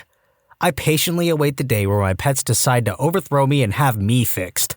I'm not fighting it. That'll only make it worse in the long run. We used to keep my childhood dog in the garage while we were at school. She once found an old garage door opener, figured out how it worked, and buried it in an old dead potted plant in the garage. When we left for the day, she would nose around in the dead plant till the door opened and go play with the neighbor's dog in their living room because she also figured out how to open their sliding door and let herself in. Edit: finding out was actually just luck. I had a half day from school. She had been getting out pretty much every day, and we had no idea how the door was getting opened. I was walking up the driveway, the door opened, and I saw her coming from over in that direction. Her nose had dirt on it, and there was dirt on the ground. Wasn't too hard to piece together once this happened. One of my cats systematically tests for weaknesses in my door. He jingles my keys on the wall. He knows that noise gets that door to open. He's finally managed to unlock the deadbolt with his little paw. If that jerk could turn the doorknob, he'd be gone. My fat cat has devised an alarm system by laying on top of my foot or having his foot touch my foot whenever possible so that when I get up, if he is sleeping, he will wake up just in case I am going to feed him. Not as much smart, rather worryingly calculated. On Christmas Eve, I was wrapping the cat's favorite treats because I'm that person.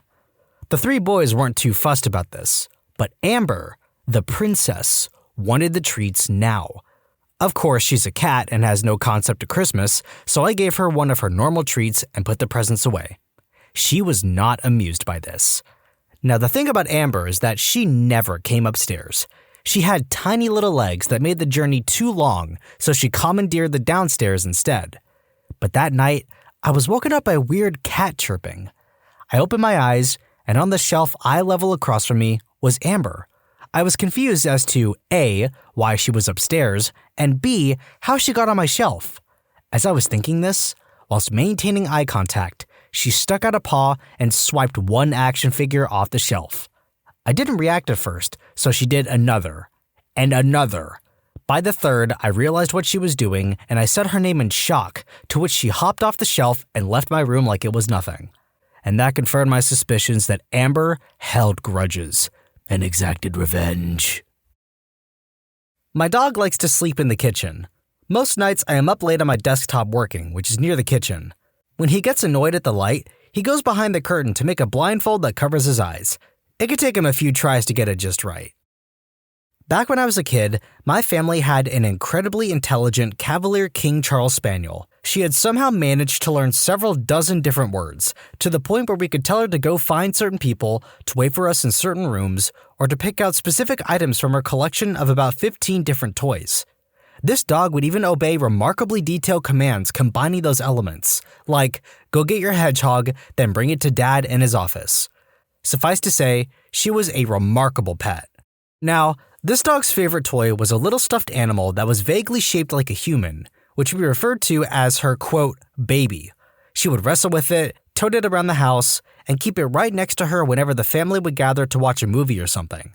After a year or so of such adventures, though, the toy started to get a little bit worn out, so my mother decided to replace it.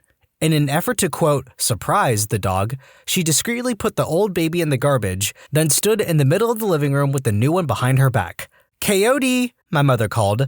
The dog's name was K-O-D, though we pronounced every letter. Coyote, come here! As expected, the dog came bounding into the room, a happy spring in her step. Where's your baby? Go get your baby! Everyone expected the dog to approach the corner where her toys were kept, discover the item was missing, then mount a search for it.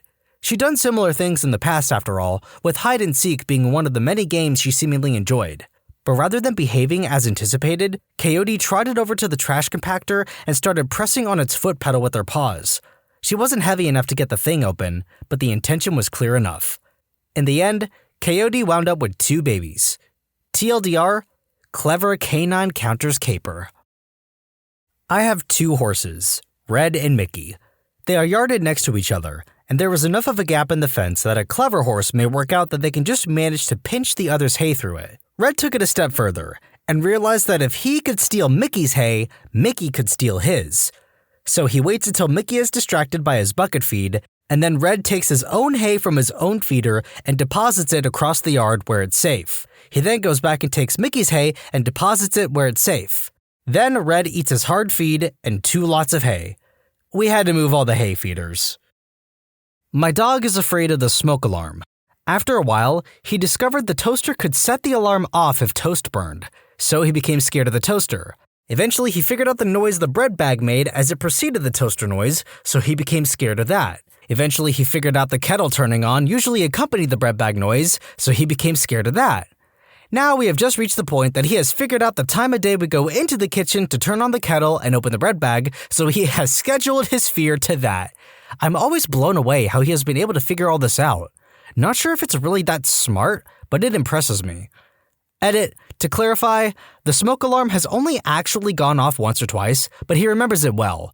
We're also training him with treats to not be scared. He is also a Chihuahua cross, so being scared of noises is kinda his thing. Not current pet, but a dog I had as a teenager. Dog jumps up on the couch. Nope, you're not allowed on the couch. Go lie in your bed. Dog leaves the room. A moment later, he returns with his bed and throws it on the couch. Gets back up on the couch in his bed and stares at me. Fair enough. My cat learned to say my parakeet's name. Marmalade apparently isn't a difficult name to mimic in cat speak. Okay, you know I have to try it now.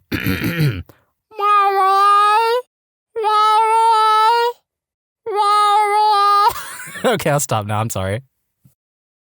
My dog has crapped on the floor and casually placed my husband's underwear over it, stolen the cat treats bag and hid it behind the entertainment center, has been the only dog to break out of his boarding kennel, find his own bag, and walk around the front waiting for a walk. He's a jerk, but such a sweet baby. My cat taught herself to fetch and hugs my arm for attention. She learned that when I tap twice on a surface, I want her there. She follows me around because I give her hugs and food. She also knows that she shouldn't go outside, she was a stray, and stays clear of accidentally opened doors now. During my teens, I had a cat and a dog. The dog door that led outside had a door that we would close and lock with a latch. The cat learned how to not only shut the door, but lock it as well. So, she started locking the dog outside when we went out. He was a cowardly dog, so really she just had to sit inside in front of the door and he'd be too nervous to come back in. Not so much worrying as it is somewhat annoying and funny, but my Golden will walk up to the Xbox, look at the Xbox button, boop it with his nose, and wait for the light to turn on and the chime to sound, and then just walk away all satisfied looking. For a couple months, I would come home from work and notice the Xbox was on, but no, I had turned it off. I accused my fiancé of leaving it on until one day I was in the next room and heard the chime. So I ran in, and he was walking away from it.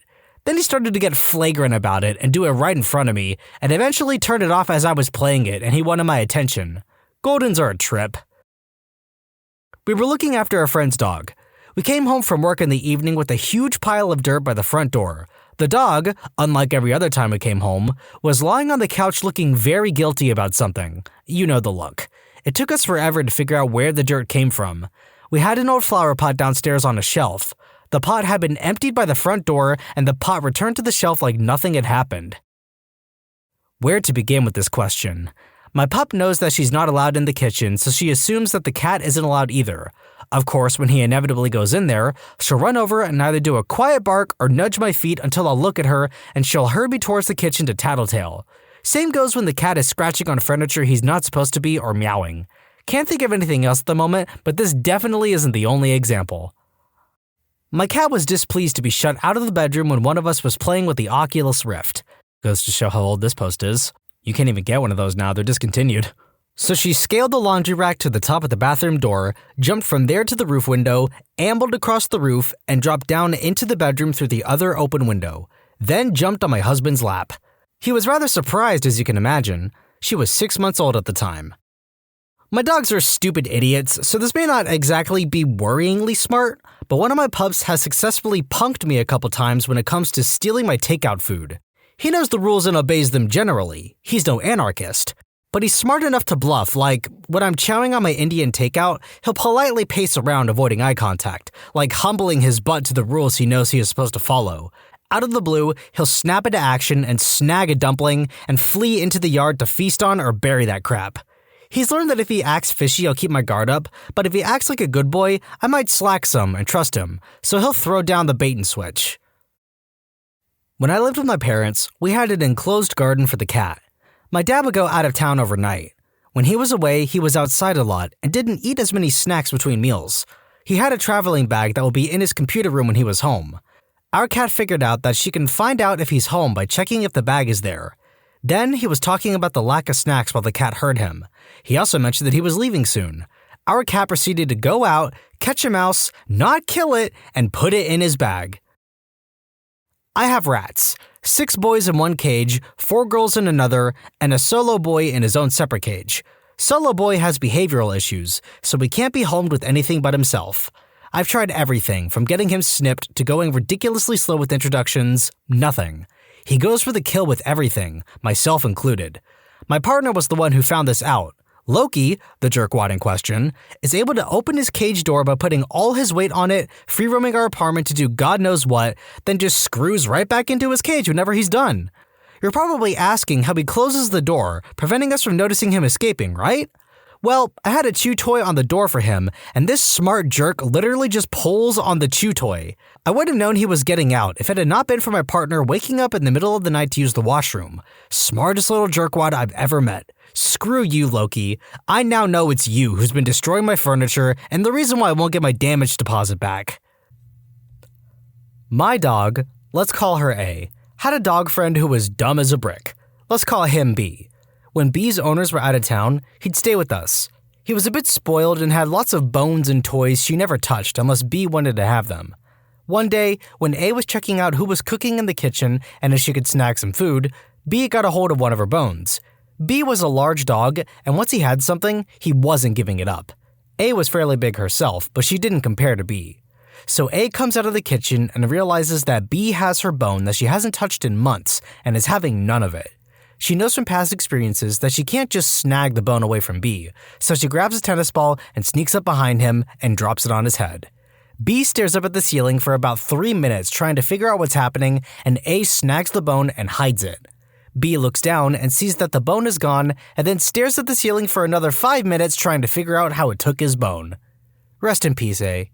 You were an amazing dog. I had a cat named Buddha, and I'd had him for about 3 years. I noticed that there was pee in the toilet, so I asked my boyfriend if he'd stop flushing or what. Then one day, we were both in the bathroom, and he said, "What is Buddha doing?" Buddha was on the toilet peeing into it. He must have learned from watching me. I never taught him. He only peed in there. No poop, but it was the funniest thing. I have a picture of it because no one believed me. God, I miss him. Escape room employees, what was the weirdest escape tactic you've seen? I've learned not to make the final stage a lock with a key because damn if I haven't met some of the best lockpicks in the state. My family did an escape room and there was a room with a phone that connected to 3 other rooms. The door only opened when you dialed the right numbers on the phone, and so my sister just walked up and pressed redial and the last door opened. We have the record of 7.5 minutes to complete the room. My brother and I once got out of a room by taking a magnet from the previous puzzle and using it to lift a key out of a small opening in a lockbox. There were 6 of us and nobody could figure out the last clue, so we improvised. Got out with 3 minutes to spare. Pretty good, kid. I was told this by an employee. There were paper clips to unlock handcuffs. Someone stuck it into a functioning outlet. I don't think that guy was trying to speed run the escape room. Not an employee, but did a room with 2 friends where we got randomly placed with a family with 3 kids under the age of 12. The youngest was maybe 7.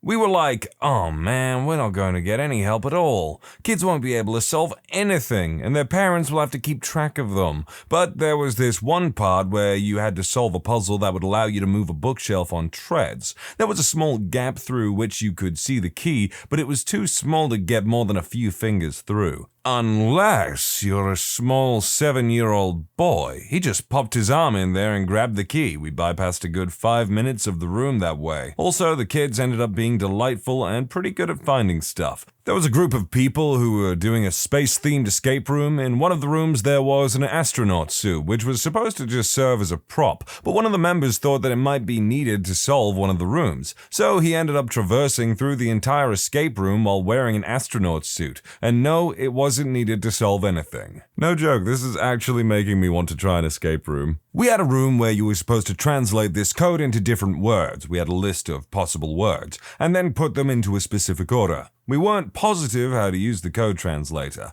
It was something with wheels, so instead we just used some common sense, like XCWWB is obviously going to be green, not purple. But the lock that was supposed to pop open when you got it right had already popped when we got in, so nothing happened. We asked for a clue and she made us use the actual code wheel because she assumed there was no way we could have gotten the words right without it. I worked at an escape room for about a year, but one group managed to always stay in my mind. It was a group of 4 women, maybe in their 50s, drunk out of their minds. They started off the room quite well with a pace that would allow them to escape, but then they encountered what we considered to be the easiest puzzle in the room. Basically, they get a long magnet and use it to pull a key out of a locked window. However, they, for some god-unknown reason, could not figure this out. After a bit of trying, they asked for a clue. I don't remember exactly what I said, but it was something along the lines of, remember that magnet stick you guys got? Some might call it the key to success. Simultaneously, they all sigh, which is a common reaction when people realize that an answer to a puzzle was so simple, but no, they didn't understand the clue. Instead, they shoved the book into the window in hopes of getting the key, which is something we specifically tell them not to do. Had to end up pulling them from the room as they started ripping apart the books. At a certain point, I am just sat here wondering, how much worse could I be than some of these people at these escape rooms? Working at an escape room, I have a lot of stories, but this one will forever be my favorite. It happened a little over a year ago now. A guy was wearing a baseball cap when he went into the room, and shortly after took it off and placed it somewhere. About 7 to 10 minutes later, he picked it up and started searching it for clues or hidden messages. His wife needed to remind him that was his own hat, and it actually took some convincing. He really didn't believe her at first. I work at an escape room in Sweden, and we use live actors in our games. One time when one of my colleagues entered in character, a group of people decided to grab him and tickle him so that he would let them out, because they thought that was a great tactic. Worst part is that when they got out the normal way, they were very proud of their actions and thought they were really funny. I abhor being tickled, like, so much, so I have a lot of sympathy for that worker. I'd be so angry too, like, you're just trying to do your job and a bunch of people start tickling you. Surely there are like rules and regulations to these things. It's like, hey, don't bother the actors that we have working at this place, please. Our rooms had a lot of decorative touches, lots of pretty knickknacks just to enhance the mood. One of our rooms had a Victorian parlor, smoking room feel, and on the mantel was a small statue of a bird of some sort. One gentleman decided to pick up and carry the eagle for about 45 minutes. But guys, this eagle has to be for something. He tried placing it on things, opening it, using it as a key. Thank goodness he didn't try to use it to bang something open. When the group finally escaped, he was at the door and quickly asked me, "What was the eagle for?" "Oh, nothing. It's just for a decoration." He had done absolutely nothing to help his group progress. So he walks over and sets the statue down and lets out a heavy sigh. He seemed absolutely crushed. Meanwhile, the rest of his group was partying and celebrating their success.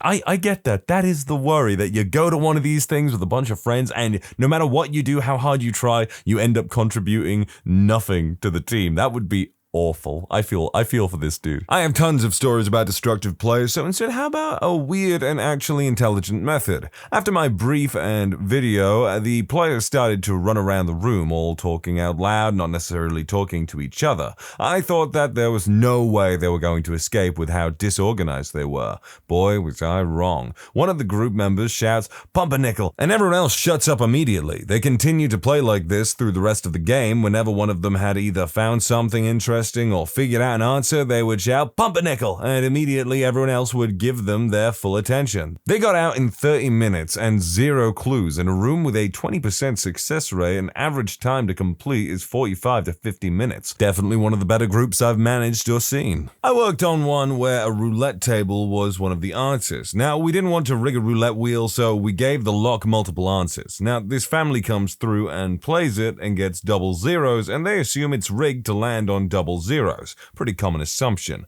They spin it again, lands on double zeros again. I worked there for about a year, and I don't think I'll ever see something like that again. The family didn't make it out of the room, but they were extremely close. I had a friend who ran an escape room in an older house. She said she had a group that snuck in tools and disassembled the furniture looking for clues, namely a metal child's bed and rocker. She had another group that peeled off a layer of wallpaper and punched a hole through the drywall. I also went through with a friend who tore a stuffed animal in half to remove it from a locked box instead of finding the key. Hearing about these, I wish they would do crazy stuff like that. Like, let's insert a key in a teddy bear or something like that. That'd be cool, I guess. I mean, you gotta consider that you can't go around breaking all this crap, right? An employee told us this story. The room we went to was part of an older building, and there was an unused fireplace. A previous lady had opened the chimney flue, letting a dead bird, among other things, into the room. This lady thought the dead bird was part of the escape, and the employees had to inform her that it wasn't. I've built 2 escape rooms which we ran at conferences and events, guaranteed occurrences. 1. Someone rips something apart due to overenthusiasm. 2. Someone rips something apart because they came in drunk. 3. The meekest, quietest person in the group figures a puzzle out 20 minutes before everyone else and nobody is listening to them. 4. The smartest people never figure anything out. Hot tip, if you're going to be in an escape room, pretend you're dumb as poop. We never require you know advanced chemistry or have an IT background. All the pieces are in the room. If your first few guesses on a puzzle aren't it, don't sit there beating your brain on it. Hand it to fresh eyes. 5. Someone does the opposite of what the warning label says. If it's shaped like a laser pointer and has a giant do not point at eyes, guess where it's immediately going. 6. Since we show at conferences and take over other spaces, we don't have 100% control of this space. We will hang black curtains over things or put a label on something that says not part of the puzzle, and people still, with almost every run through, find something new. Like there was a label on an AC vent high on the ceiling and somebody spent half an hour going, what does it mean? 7. Someone figures a puzzle out that spells out a clue, notices the clue, then disassembles it and forgets it. This behavior I do not understand. We had one puzzle where people had to connect strings to a point on a grid, and when all the strings were up, it spelled a 3-letter word. Groups would do this, notice the word, comment on it, then take all the strings off the wall. Then 10 minutes later, be going, this lock needs 3 letters to open it, and I'm screaming from the security camera room. 8. I built a puzzle that has a 30-second timer. If you don't solve the whole thing in that time frame, it resets. Once you know what to do, it's just button pushing. It's easy, but holy Christ, having a short time limit stresses some people out like crazy. Like screaming, it's gonna reset, oh god, at their teammates. That's just people getting real into the game. I mean, hell, me and my mates yell at each other when we play Mario Kart. We curse each other's names, but pretty sure that's typical of a regular Mario Kart game. Emotions get pretty high. Work in an escape room and we have a prison scenario. Shocker, I know. Set in the 1960s in Germany. Made to look authentically old, there is an old rusty toilet, obviously without water. Via the cameras, I could only see the back of the dude appearing to investigate the water tank above the toilet, only he wasn't. You might already guess where we're heading. This dude thought it was perfectly appropriate to wee into a prop toilet in a confined space. With 3 friends present in the same room, I lost my crap and had to throw the group out. There was a drawer that would activate a black light when you pulled it open. Group was pretty dumb and clueless, gave them a hint. You'll find something useful if you open a certain drawer. Naturally, they find the drawer and someone decides that it would be useful to grab the light bulb and rip it out of its socket. Entire room blacked out cause they tripped the fuse. Needless to say, they did not escape. In a clown-themed escape room with my friends, we found a coin which we found out was used later on in the room. There was a hole in the floor with a note that said, do not put the coin in this hole. We thought it was a trick or something, so we put the coin in there, only for nothing to happen, and we couldn't get the coin out. With all the notes and warnings that employees apparently put around the place, or have to say because otherwise people trash the rooms apparently, this doesn't sound quite as fun as I imagined. Former employee here. We always reminded our guests to be gentle and respectful inside our games. That force of any kind is entirely unnecessary. People have ripped handcuffs from tables and walls, used incredible force to rip open mag-locked doors, somehow used a key from their own keychain to unlock a cupboard that is not meant to be unlocked at all. There is a phone in one of the games that cannot make any outgoing calls except to 911. There is a note on the phone asking people not to call 911, and we reminded our guests not to call 911, but it constantly happened. It was rare when it happened, but some kind of parallel thinking that led them to getting the right answer without any of the clues. It's pretty alarming when a door opens and it required a clue in another locked box. In the escape room I work at, I once had a party of older 20-somethings come in during a day out. They didn't pay much attention. I think some of them might have been a bit drunk, but I'm not sure, but they worked at a pretty good pace. In the room they were doing, they had to find a crank, a gear, and a handle in order to open a mechanical box that had the answer to the mystery they were trying to solve. We weren't allowed to lock the door for safety reasons, so before they even step in the room, I gave them a whole spiel about the rules and whatnot, and told them that anything that looks like it needs more parts to work probably does, so please don't force things. This box clearly has a part for the gear, and a part for the crank to attach to said gear on the side of the box. After finding the gear and handle, but having not found the crank yet, one of the dudes in the room just attaches the gear and with sheer force of his grip, turns it without the crank and opens the box. I was just staring at the monitor open-mouthed in awe. I haven't seen anything before or after that could possibly top that experience. They ended up deciding to continue the room and try to find the crank after I informed them what happened, and they'd technically solved the room and had a blast. This is our extended list at work, basically meaning that people have done this crap at our venue and now we have to brief everyone with this list.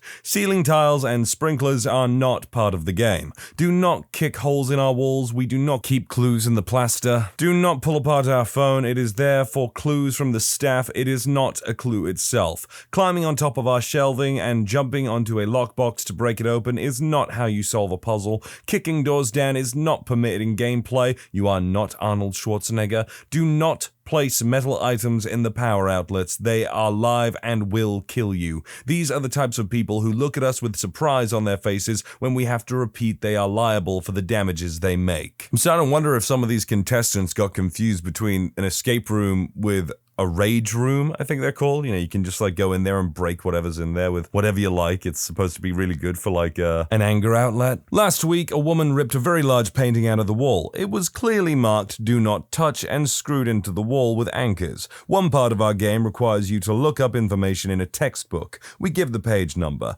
to help solve a puzzle. I've had 2 groups now waste 5 to 10 minutes solving the practice problem instead. Didn't know you could pick combination locks until a guy did it. If there is any kind of lock anywhere in an escape room, I can guarantee someone has tried to pick it. Drunk people in particular get pretty creative, usually not in ways that are beneficial to them. At least once a week, we have someone ask if they can just make their way through the drywall. I know it's a joke, but I always keep a closer eye on those people. But we have our customers lock up their belongings in lockers prior to entering the rooms. It's important to note that the lockers are not assigned per room. Any player can pick any locker. The other day, I had a group open up a locker cabinet which has the means to escape in it within the first 2 minutes in the room, and escaped right away. When I asked them how they escaped, fearing that we forgot to lock it during the reset, they let me know that they used their locker key to open it. Needless to say, we got new locks for our lockers. God, my boyfriend works in an escape room, and they tell you at the beginning, if you have to use force, then it's not meant to move. Then people literally rip lights, bookshelves, clocks, skeletons that were drilled into the walls right off. I think they spend close to a few $1,000s a month repairing crap they told customers not to do. That sounds ludicrously frustrating if you were the business owner of that establishment. I had one team shut the magnetic secret door behind them, locking themselves in for no reason that was particularly dumb. In one of our rooms, there's an opening in the wall for a long tube that they're supposed to stick a magnet into and fish out a key. One team decided to drop the cryptex they were trying to open into it instead. That was fun to try and get out. One team of the 2 got to the end of the hour time limit without even solving the first puzzle. In another room, we have a mannequin hanging from a noose. My coworker watched one particular idiot put the noose around his own neck and climb onto the bench next to it. He got a real shouting at over the walkie-talkie for that moronic stunt. This job sounds like, I don't know, the second most infuriating jobs after maybe working in the stock market. A group came into this place and I went through everything. I was the only employee who was fluent in English, so I'd go through the rules. The rest of the staff are Russian and mostly speak Russian. Only one knows broken English, so she'd relay stuff to me if needed. Well, one day, as I said, this group came in. My boss and her friend, who were visiting, were discussing in high-speed Russian different parts of the escape room, how to get in and out and such. I assume no one can hear or understand them, so I go through the rules and such. I mention I'm also on a loudspeaker and such if they need help. The second they get in the first room, a guy goes, "You guys remember how I speak Russian? Want to set a record? I can hear you." Niet! Not necessarily an escape tactic, but when telling the group the rules and what to do, i.e. don't go in the ceiling, they almost always think you're just trying to misdirect them. Please do not, under any circumstances, mess with the fire detection and alarm system. Somehow translates to, there is definitely something hiding in the functioning smoke detector. They were not happy with the bill for the fire department getting called after they ripped it out of the ceiling. If I go to an escape room and ever do something this stupid, I'm probably going to come back on here and be like, well, I did it. I fell victim to my own stupidity and I paid for it. All of my judgments of other people in this specific topic were unfounded and, well, I was no better. There was one person who ripped the wires out of a pressure sensor, then stuck said wires into an electrical outlet, shorted out the room, and no, they did not get out. In his defense, he knew a lot about electricity. In high school, I used to work in an escape room for my co-op. I usually just watched cameras and swept up the room after everyone was done. In our medieval room, there is a ventilation hatch really high up on the ceiling ceiling. It's really out of sight, but if you're looking for it, you can find it. I've witnessed 6 full-grown guys form a human ladder to try and open the hatch with a bobby pin they found on the floor because they thought it was part of the room. I had to send in my colleague before any of them got hurt, though. Hey guys, I've got an idea of how we can escape this medieval-themed escape room. See that modern-day ventilation shaft up there? I bet that's the way we get out. Worked at an escape room while I was between jobs. We had a room that had a long vase glued to a table with a key at the bottom. There was a stick magnet located in the room, but one of the first things people usually found was the other magnets utilized in another part of the room. This person took off a shoe, completely pulled the laces out, and tied it to the small magnet to stick down the long vase. Creative, but completely unnecessary. Plus, then it was super confusing when they did eventually find the long magnet stick. I guess that's the issue with these things. People find stuff, get so excited that they found a clue or potential answer for how to get out of the place, and they want to use it immediately. So then they're like, wait a minute, but it doesn't quite work. Maybe they expect us to use our brains even more and think outside of the box. Like, I understand that. It's kind of like, I know, going on a tangent, but it's like when I first played Dark Souls. I went straight to the graveyard, tried to go all the way into the catacombs, was just like, this is the way I need to go. Of course it is, because the game's supposed to be super freaking hard. And then I took another look around and found the stairway to the Undead Burg, and it was way easier, and I was like, oh, well, now I just feel silly. You know, there's the expectation of what you know about something vaguely, and then there's the reality of the matter. Escape room employee here. I have witnessed a few of these, but most have been told to me by co-workers. Picking a lock with a girl's bobby pin. We provide a key. Thought they had played the room before and were cheating, prying a threaded bolt off the wall with their bare hands, shouting the answer into the camera, the game mic, or writing it on paper provided and blocking our camera with it, instead of, you know, doing the puzzle in real life. We cannot physically lock our rooms due to fire code, so people try to leave the room and come back with power tools we have in our lobby from room construction and maintenance. There's a 7 to 8 foot armoire in one room. We've had to get people off the top from it before, and this is again after telling them repeatedly that everything they need to interact with is eye level or lower. Writing on the clues we slide under the door and asking questions, and most stupidly, sticking metal objects into power outlets. When you subscribe, make sure to hit the bell to turn on notifications. Put the playlist on in the background to finish listening to all the stories. And if you like Am I the Genius, give Am I the Jerk a shot. Linked in the description below.